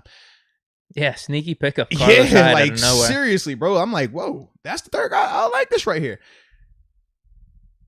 The big question mark is obviously going to be, how do they handle, having a first-year head coach and having a rookie quarterback? Can they keep him healthy? Can he do what he's done everywhere, right? Which is win. He said it since high school. He's always been a winner. This the NFL, it's a lot harder to win here. It's a lot more difficult, man. So that's the part for me where I'm just like, with Trevor, how does that play out, man? Do they have enough to protect him and keep him upright so he can be the quarterback that he's capable of being? The thing with Jacksonville, we talked about them a little bit last year whenever they played us. We beat them pretty good, 27-3. But they had I have it written down here, they had 4 or 5 games where they actually played good teams pretty close. They had Absolutely. a close game against the Packers, close game against the Titans, close game against, it says Cindy here. I should say Cincy, but Cincy shouldn't be on. I don't know if that was before Joe Burrow. Was like the side friend or something like that, or the main friend. Yeah, a new friend, special friend. What do you call? My mom, did your parents call your little girlfriends who was younger special friends? Anytime I call, Mom, I got a girlfriend. Oh, you're a little special friend. You ain't got no girlfriend. You got a special friend. Oh wow, they weren't believers. I wasn't allowed to date. No. You don't have a girlfriend. You have a special friend. Yeah. I know if they called you as that too. I know Cindy was your special friend. That's all. Yeah. Close against the Browns, Vikings. So there was a little bit of a framework there where, I'm not saying they were a playoff team or anything. It was just like, wow, they can be competitive. They're not as bad as what their record says. They won the first game and literally lost the next 15. You had Trevor Lawrence. I thought they had a pretty, I don't know. Etienne's probably the most debatable pick. Did they really need him? But he seems more like a luxury now. Yeah. Just seeing how they used him in that first preseason game. Now, it could change, but right now he looks like a high-end, just luxury piece. Yeah, Lawrence should be an upgrade over Minshew for sure. And then the receivers aren't bad. Them adding Marvin Jones is nice. Yeah. Chenault in his second year. DJ Chark, healthy. I think he's a stud. Yeah, I like DJ. So their offense actually kind of underrated, I think, at this point. I don't know if is it underrated because they have Lawrence? I don't know, but maybe they're not getting talked about enough. The skill position guys they have out there, because DJ they could definitely help Lawrence out a little bit. DJ is definitely an underrated receiver. I feel like he doesn't they get are talked underrated. about a lot. What am I saying? He doesn't get talked about nowhere near enough, man. But obviously, when you're playing in Jacksonville with everything they had going on while DJ was there, you kind of fly under the radar like that. But he is a good player. He's definitely a good player. Their defense, I think the question about them is, will the youth grow up? I mean, because Miles, was it Miles Jack? That's the Miles they have. Yeah. I could see the framework. They drafted Tyson Campbell this year. Yep. CJ Henderson last year. They brought in Shaquille Griffin. Which I like that pickup a lot. I mean, Griffin, he's not considered like an elite corner, but he is a really good corner. Like a guy that's going to be consistent every single time. He's going to be scrappy. He's never going to have blown coverage, stuff like that. Always matches up pretty well. Just like I said, not elite in terms of like those top tier guys when you talk your Gilmores, your Xavier Howards, Trey Whites, Joe, stuff like that. Like he's not there, but I think he is still a really good pickup. And I like that for a guy like CJ, or initially I did, but now we're hearing the reports about the whole, is he going to be traded or not? They're saying he's playing amazing though, right? Right. Now. You saw in the pregame, bro, he had a couple PBUs. He was flying around. I was saying to myself, like, all right, CJ, play good, but don't play that good where they change their mind. You know what I mean? And they're like, hey, we need this guy. Be a little more disgruntled. Yeah. Act bad. Act lazy. Okay? We know what you are capable of. Don't show them that, though. He went to Florida, right? I want to say he did, yes. I think he went to Florida. Just come out and say, like, Urban Meyer was an overrated coach at Florida or something like that. Yeah. Something like that. Yeah. Give us something. They have Josh Allen, too. He ain't no Steve Spurrier. Give him that. Oh, yeah. That could work. That could work. He ain't no Steve Spurrier. He ain't the old ball coach. Josh Allen, too. He just needs to stay healthy. They drafted, I can't even pronounce this dude's name, Chason in the first round last year. He's like a hybrid, like safety type of linebacker dude. He's pretty nice. So that's my thing. Their like, I could see the framework on both sides here. For them, and I felt like last year, they were kind of in recovery mode because remember right before the season was when they lost the linebacker. It was Telvin Smith? That was his name? Yeah, he had he got some off the field issues. So yeah, that was the big part with him. But they lost Schobert though, big loss. That even bigger. Yeah, and we're glad we have him. Your loss, our gain. But yeah, with Jacksonville, man, they're going to be interesting, man. I think they're going to be better than last year. For sure. I mean, last year were they 2 wins? 2 wins? 1. Yeah. Oh, yeah, even better than that. So yeah, they should definitely be able to do that. But I don't see them as division. I don't think they're going to contend for like winning the South though. I could see them surprising and being competitive just because they have a bunch of young, good guys. They got some youth like, right they there, just got to stay healthy and live up to their potential. That's no guarantee, but I see what they're doing right now. Maybe they'll be better in 2 or 3 years. Lawrence is more into his own. Some of these guys are getting older, but maybe they could, I don't know. I'm thinking like Chargers last year or something. Where fair enough, yeah. Like, just exciting, but they're not going to be a legitimate like playoff team, but could keep games interesting. Maybe they do beat a contender, have a little upset here or there. They definitely. That's what I'm thinking with Jacksonville. They could easily do that. Yeah. Because they, like you said, they have enough pieces to do stuff like that. So yeah, that's Jacksonville, right? All right. Next team we got to talk about, man. We'll just go over to just cross over from Florida to Texas. All right, we're gonna go to Houston real quick. All right. Yeah, bro, it's not looking good. I think they got way worse. They got a lot worse. Now. Not necessarily all their fault, but we don't necessarily know all the details just yet. But the quarterback situation is the biggest issue in Houston right now. Now, we know they got Tyrod. That's my dog. Shout out to the crib, 7'5". But we know he's not Deshaun Watson. He's limited. And when you look at the rest of the piece that they have, they don't even have this like a roster that you really feel comfortable with for just saying that, hey, man, they're just one piece away. They're one quarterback away. They could legit be one of those 1-16, 2-15 teams, bro. Yeah. Like, legitimately could be in that conversation, man. Their line was shaky last year. Have done nothing to improve it. Oh, my gosh. Their running back room's interesting, to say the least. Mark Ingram. That is such a nice way to put it. Phillip Lindsay and David Johnson.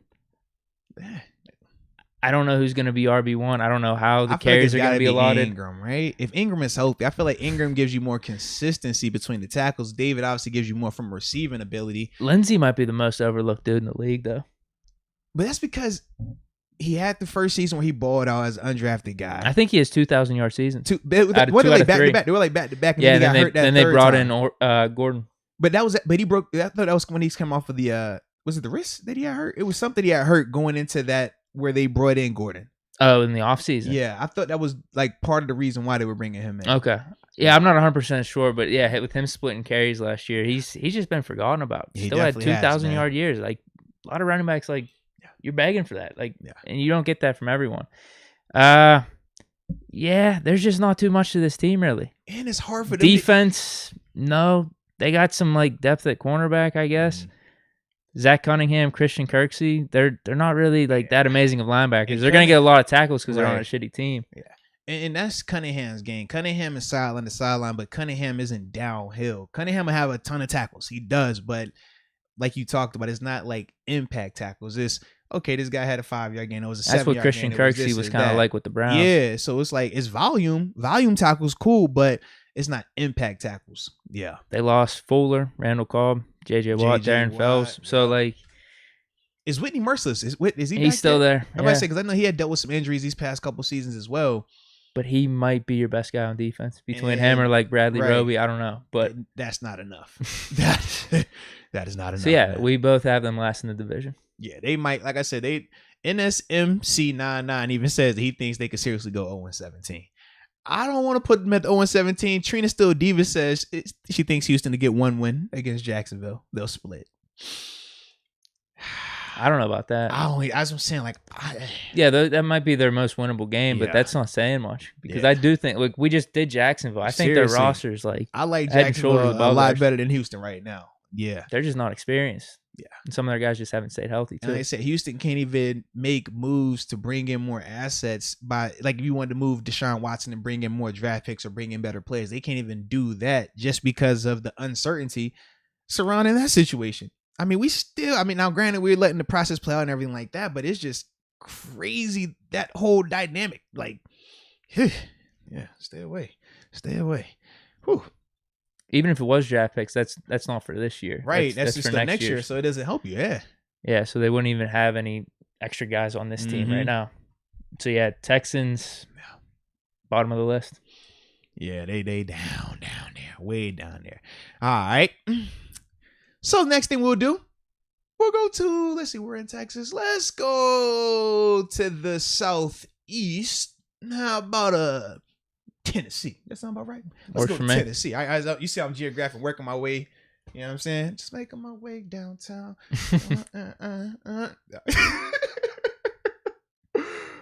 Tennessee, home of our former edge rusher Bud Dupree. Ola Danny down there. Yo boy Ryan Tannehill.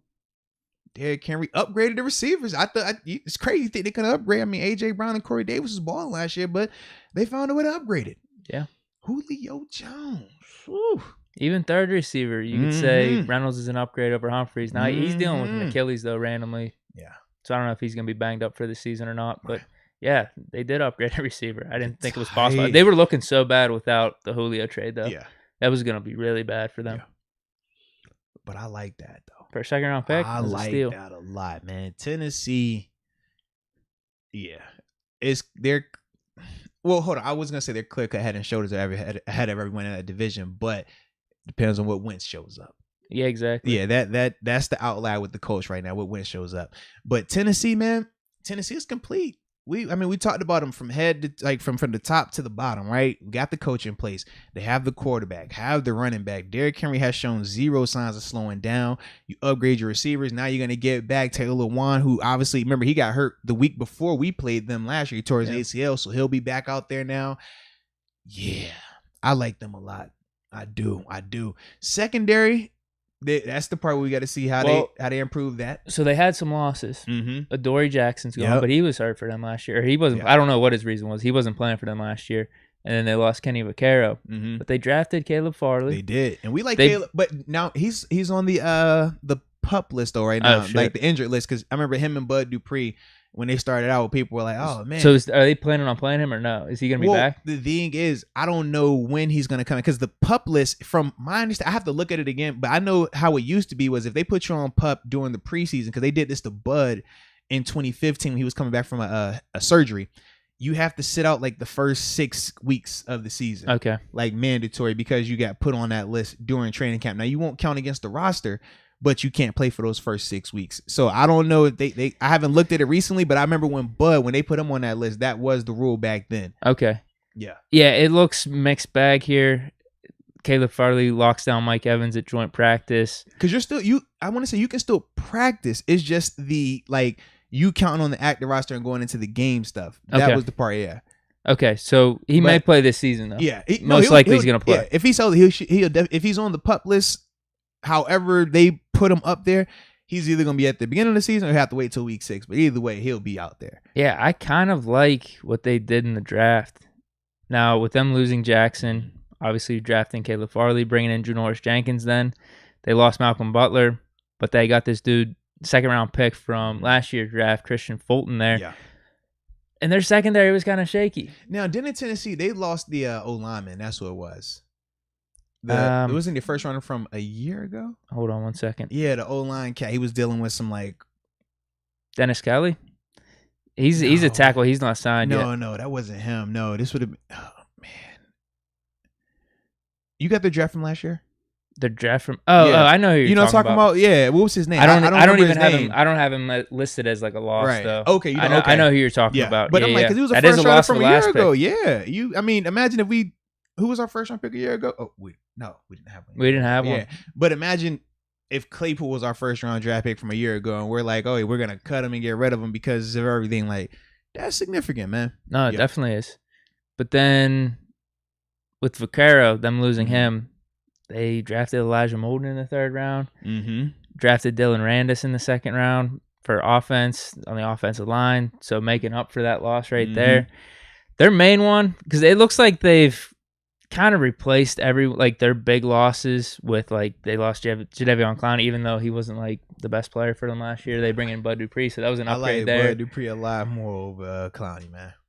Definitely. Their main thing is just going to be at tight end, but their roster's pretty loaded outside of that, in my opinion. Now, in the chat, people have brought up Bud Dupree coming off of his ACL injury and Julio kind of trending down lately. Does that change your feeling on, the Titans in terms of them being the favorites out of the AFC South? Favorites? I think it is a toss-up between them and the Colts, but I do think they have a really good roster. Yeah. Bud Dupree... He's an upgrade from Jadeveon Clowney last year already right there. And same with Julio Jones at this stage in his career over Corey Davis. So, yeah, I think they made the right moves there. Losing Jonnu Smith could hurt them, though. They don't really have a tight end outside of him. Yeah, I forgot. That's going to be their biggest position of need. That. Yeah. But they have pretty much a loaded roster outside of that. And you said trade bait, Ebron? What? What'd you say? I don't know who they'd give up or who we'd want necessarily. Yeah. What do they have? Got any offensive linemen? Take one? No. Take Caleb Farley. They're not doing that though. Nah, I don't want that flyer right now, man. If we're gonna let's do it on a healthy guy. No, I think we're already good because we got Pierre. Oh, okay. He's like house money. He could be the guy for the future, is what I'm saying. Got you. No, I think they're gonna be really good. I think they're gonna be solid. Now the question is, and it always comes down to my whole thing with Tannehill. I just don't know. Is he the guy you want in the playoffs? I still don't believe it. But they're gonna be good. They're gonna win the division. They're gonna cause some havoc throughout the NFL. Fair enough. And I like them a lot. To me, they're the favorite in the AFC South just because we don't know what Wentz will show up, but we've seen the Tannehill that's going to show up in Tennessee. He's been pretty consistent there, and that Julio move, man, I just like that so much for them because it just gives him some more, more weapons, stuff like that down there. Is Derrick Henry going to slow down? We're waiting to see. That's a lot of wear and tear over these past 2 years. It is. We're waiting to see. It's hard to project that because he hasn't shown any signs, but you just know how the running backs are. Yeah, absolutely. If he does take a step back, that is something to consider too this year. Yeah, absolutely right, man. As much as they added to their offense with their weapons and stuff and replaced Corey Davis with Julio, losing Jonnu Smith, Derrick Henry takes a step back. Makes it interesting, man. I think they'll be fine though. They'll make the playoffs. They're gonna have a good record. All right, last team. Now we started in Jacksonville, went over to Houston, we're at Tennessee now. Now we're going to Indianapolis, to the Colts. Now, I love their roster. I do. O-line, running backs, wide receivers, defense, like stud linebacker who they just paid, Darius Leonard, hello. I like them a lot. Carson Wentz, though. That's the part where I'm just like, I'm not ready to jump over there just yet. Because with Wentz, we've seen that mixed bag too many times. Now, I do like the fact that he's getting reunited with the coach that gave him the most success, right? But at the same time, that's been a couple of years from now. I mean, it's been a couple of years. So is that still in there? Was that a one-off? Like, what is the situation there, man? Now, I do like the fact that they said he's been back walking, not having no limp or anything like that. Gonna play. I do like that a lot. The sooner he gets out there, the better I feel. Because obviously we know he has a ton of just bad injury luck at times, it seems, man. Like just fluky stuff at times. But yeah, he's the one. If he plays well, the Colts can definitely push the Titans. For a fact, they could push them. Because if both guys are on, I think we both take Wentz over Tannehill if both guys are playing their best. What would you do? Because one guy had an MVP caliber season.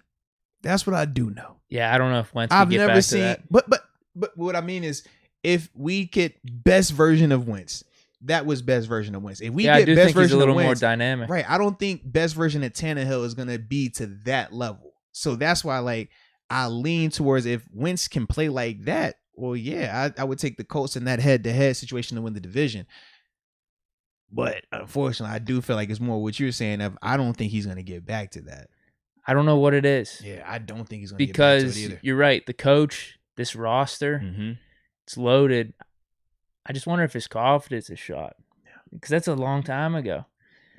Now he can't even get back in the rhythm of the normal training camp with and he's with a new team, so he was still learning those guys, getting familiar with that offense, those receivers and stuff. Because I can't say I was a believer in Wentz, but I did think he was top 10 quarterback. I had him in when we did the rankings last year. I think I had him in that top 10 because I saw what he is capable of. I saw that he carried the Eagles team beforehand, which had a lot of missing pieces to a playoff spot. Ended up getting injured in the playoffs. And then in 2017, like, he has more upside than Tannehill. He does. He has some really high upside. I just wonder if it's gone or not. That's the question. Yeah. Will he have a better year than Phillip Rivers? Have the injury? If he's healthy, he should. But Rivers' year wasn't that bad. Well, and this is the thing, though. What I mean by better year is this. Rivers, I thought, was a safe year, right? In terms of it was a like high 4,000 floor, yards, right? 26, 27 touchdowns. I look at it like this. It was a high floor, but it was always going to be capped, right? We always felt like, and this is how we talked about the Colts last year. We said, man, they're going to be good. They'll be competitive. They'll win some games. They'll win a playoff game here or there. But we never thought they was going to be enough because we thought that Phillip Rivers was going to be limited. And even though he played well, he was limited. We saw that. With Wentz, though, Wentz floor isn't as high, meaning I don't think Wentz can have just a basic season like how Phillip did and it's still going to be around the 4K. I think Wentz is going to have to play like really good. But I think if he plays to his potential or plays really good like that, it will surpass that. But that all goes back to, can he get to that form? Now, him missing training camp time because of this injury doesn't help him in that. Because now the more time you miss here means you're going to have to get those learning, the learning curve, the bumps and bruises out during the season when it counts. And we know that adds up. It hurts you a little bit when you're talking performances and end of the season reviews and stuff like that. What's good for him is he doesn't have a Jalen Hurts situation on his hands in Indy. Yeah. He's gonna be the guy. I think he's gonna have a pretty long leash. I think unless they trade for Mason. Honestly, I'd probably rather take like Jacob Eason. I mean, okay. Yeah, because he kind of looked good in that preseason game. It's tough to evaluate preseason completely, but they might want to try their hand at that. It's not like they made a trade as soon as Wentz went down either. But luckily, he's coming back earlier than later for them. That is the biggest question, man. I don't know if he's going to get back to that. So, yeah, between first, we have the Colts and the Titans. Yeah. You're leaning Titans. Yeah, so for me, if I'm going to go 1 through 4 right now. 1 through 4 right now. Here we go. No, you know what? Before we go 1 through 4, we got a poll. I just put a poll up. Sure. Got to ask the people, right? Got to keep them included in the conversation. I don't know how I'm going to do this, but we'll figure. Oh, here we go. Who wins the AFC South? You're going to put all 4? Just I'm put all 4. And someone might think Jags is a sleeper. Hey, you never know, right? Let's see. Titans, Colts. All right. Add option. Texans. Hell. Add another option. What's that thing? Jags. All right. Who wins the AFC South? And then we're going to be able to tell, I guess, by the community, by their vote right here. So here we go. Poll is up. And if I misspell something, forgive me. But I think I'm good. I'm having a tough one with this because I'm actually playing Wentz's injuries into the equation here. You have to, though. Hey, Trina's still deep. You know I got you now. Y'all call for the poll. I'm going to put the poll up here, baby. Poll is up. We are good. Yes. Like that. I just feel like the Colts are a really good team. They are. But they're only as good as Carson Wentz is. I could see Titans taking that weird step back, though. And it's not completely logical. It's the whole Derrick Henry step back, lose Jonnu Smith. Things get a little weird. Man, I think I'm leaning Colts. I think I'm leaning Colts for the division title. That's gonna be interesting. Now the votes are coming in. It's heavy Titans right now, though. And you remember when you called for earlier, you was like, "Can we get the likes to match the viewers?" Yeah. 351 viewers, 353 likes right now. Oh, thank you. Now we've died down on our viewers because obviously we shifted away. Yeah. You know, anytime you get you're not talking Steelers only, they just started to miss out. But it's all good, man. Y'all see, we still in here getting after. No, I don't know for real. I mean, 3's still a lot though. I mean, we're almost hitting 4 hours. Yeah, dude, and it's a school night. Technically, it's not school night because school hasn't started just yet. But yeah, it's a week. That's a Wednesday. People got to work tomorrow, man. Yeah. All right. I think I'm gonna lead Colts. I'm they almost did it last year with Rivers, and if Wentz is just a little bit better than Rivers, I think it's possible. Yeah. Second year with Jonathan Taylor, defense is gonna be good. That line stacked. That's what I'm thinking. No, it's no shot at the Titans. I think Titans are gonna make the playoffs. Yeah. It's gonna come down to the wire between those two teams. If Wentz gets hurt, it's gonna be Titans. I guess I'm just banking on Wentz coming back, even though I just literally was questioning it for the past 5 to 10 minutes. I don't know if he's gonna come back. It happens like that, man. It happens. It's a feel thing right now. That's what I'm coming down to. Both teams respectable in the AFC. They're gonna be in the mix in the playoffs. Well, it's been 2 minutes since the poll's been up. Looks like about 87 people have voted thus far. 84% say the Titans right now, man. 84% have the Titans winning the AFC South, bro. I didn't think it was that much of a majority. Next up is the Colts at 9%. Then the Texans and Jags are both at 3%, bro. Wow. 9%. Wow. Damn. Okay. Yeah, man. Understood. I mean, I was going back and forth. And Jack Henderson, yes, we are still live right now, but we're not going to be live forever. I can promise you. We're about to get up out of here. All right, because it's been way too long. Way too long. This is how when you had technical difficulties, though. So we had to roll with it. All right. But yeah, man. Can I answer this question real quick? Go for it, Joe man. Brown, he says, Deke, what kind of music you listen to? Oh, I didn't even say that. Go for it. I just want to throw it out. I listen to a lot of country these days. But in the band, why am I answering this? What I mean is I'm being douchey. I didn't need to pick that out and answer it. Why not? Go for it. I'm stealing the show. I'm sorry. You're stealing it, man. I was amped up about the question. I listen to a lot of country these days. This isn't the Arthur Moats show. This isn't the Arthur Moats experience with Arthur Moats. This is the Arthur Moats experience with Deke. Thanks. I just got excited about the question. With. Come on, baby. Listen to a lot of country, but I do like. Man, I like all music. Swift? You a Taylor Swift person? No. I ain't gonna lie. I'm pop Taylor Swift. I don't like country Taylor Swift. You got to draw a line in the sand. With her, she has good songs. It's just not something I'm listening to in my car. You know what I mean? Yeah. It's like you hear this song by Taylor Swift. Wow, she's really good. She's really talented. You can acknowledge that. With the band, we play like Pearl Jam and stuff like that. I like Pearl Jam, like Weezer. Okay. Some Green Day. But like Green Day, just in terms of like car listening music, it's a lot of country these days. Country, right. Liked rap though too, like Kanye, Yeezy. Can I get Donda, please? J. Cole. Yeah, those are some of my favorite rappers right there. Got good taste, man. Yeah. I got good taste right there. Right now, I'm listening to a lot of country though. So wide variety of music, but that's where I'm at right now. I like it. Well, shoot, man. We got one more super chat. We'll get that. Then after that, I feel like we've 4 minutes, 117 or 112 votes. Yeah, heavy Titans, 84%. Your Colts did improve there. They went to 11%. Okay, cool. So you weren't alone. You had a little bit of group that was supporting you in that, man. So shout out to that, man. All right, so last super chat. Then after that, man, we getting out of here. All right, that's how it's gonna be. So let's go, UW. Shout out to you. Always rocking with us. You seem to be the last one right here. We're going to read it off. All right. So he says, after that playoff loss, he's talking about the Denver Broncos beating the Pittsburgh Steelers in Mile High. And was that 2011? I believe that 12 season. Says that he says he would argue that Tim Tebow is the most hated quarterback in Pittsburgh behind TB12. Can you confirm that? Tebow most hated quarterback in Pittsburgh. Behind Tom Brady. When I bring up Tebow, that brings you really go into that PTSD of, man, hold on, bro. Yeah, it was just one game. Dog. It was just one. It was a bad game. Do we hate Flacco? Nah, I don't think we view Flacco like that. That's what I mean. Jeez, Brady. Is Manning in the mix? Peyton Manning. I don't know. We beat him in the playoffs. I've never seen you get like that about Manning. I never seen you get like that about Breeze. Dog, none of them dudes, man. Tebow though, that it looked like it not touched you a little Dalton. bit, man. Yeah. Browns quarterbacks haven't even been worth to get mad No, about. not at all, right? But Tebow, that was the one for you. Tebow, you perk up a little bit for Tebow, man. That's interesting. Because, I mean, Rodgers beat us in the Super Bowl, but you don't have like a hate for him. He's really good. Right. Hold on. Maybe that's why. Wait a minute. You trying to say Tim Tebow wasn't a really good quarterback?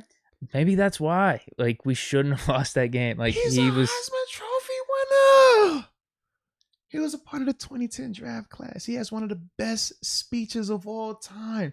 You would never see another team work as hard as us. You would never be out here. We would never be out work. You would never did it.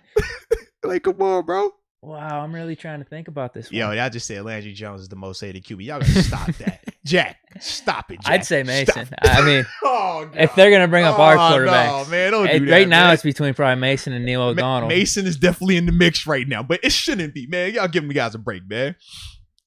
I'm actually really trying to think about this. Hey, 412 PA Mo, come on, man. Tebow was good. Not just in college. Come on, man. This Tebow, baby. Yeah. Are they just saying recently or all time? Because I could see like maybe, was there a Cowboys quarterback? Was it Staubach whenever we played them? Or like Raiders? Yeah. I could Brock see us, Osweiler.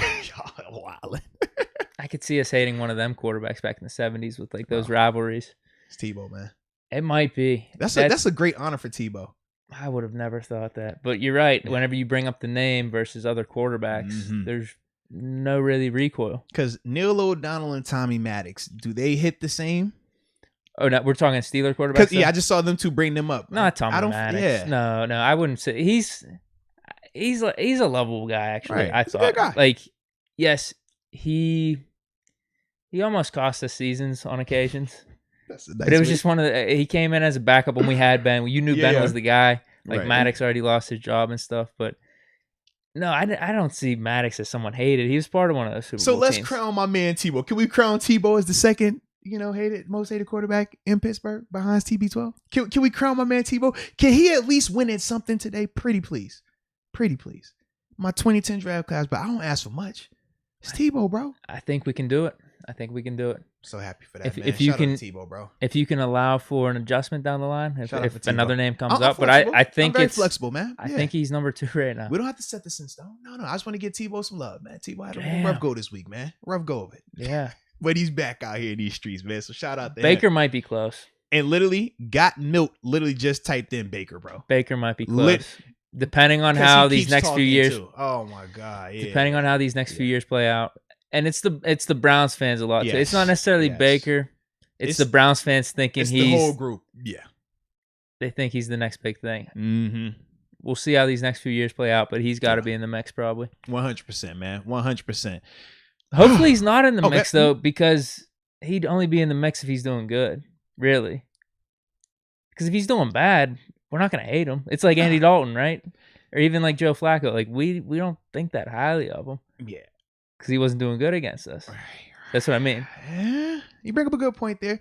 Because Tebow did ball out. That's kind of why we upset with Tebow. You're right. So Tebow gets that crown, man. Tebow did ball out. So yep.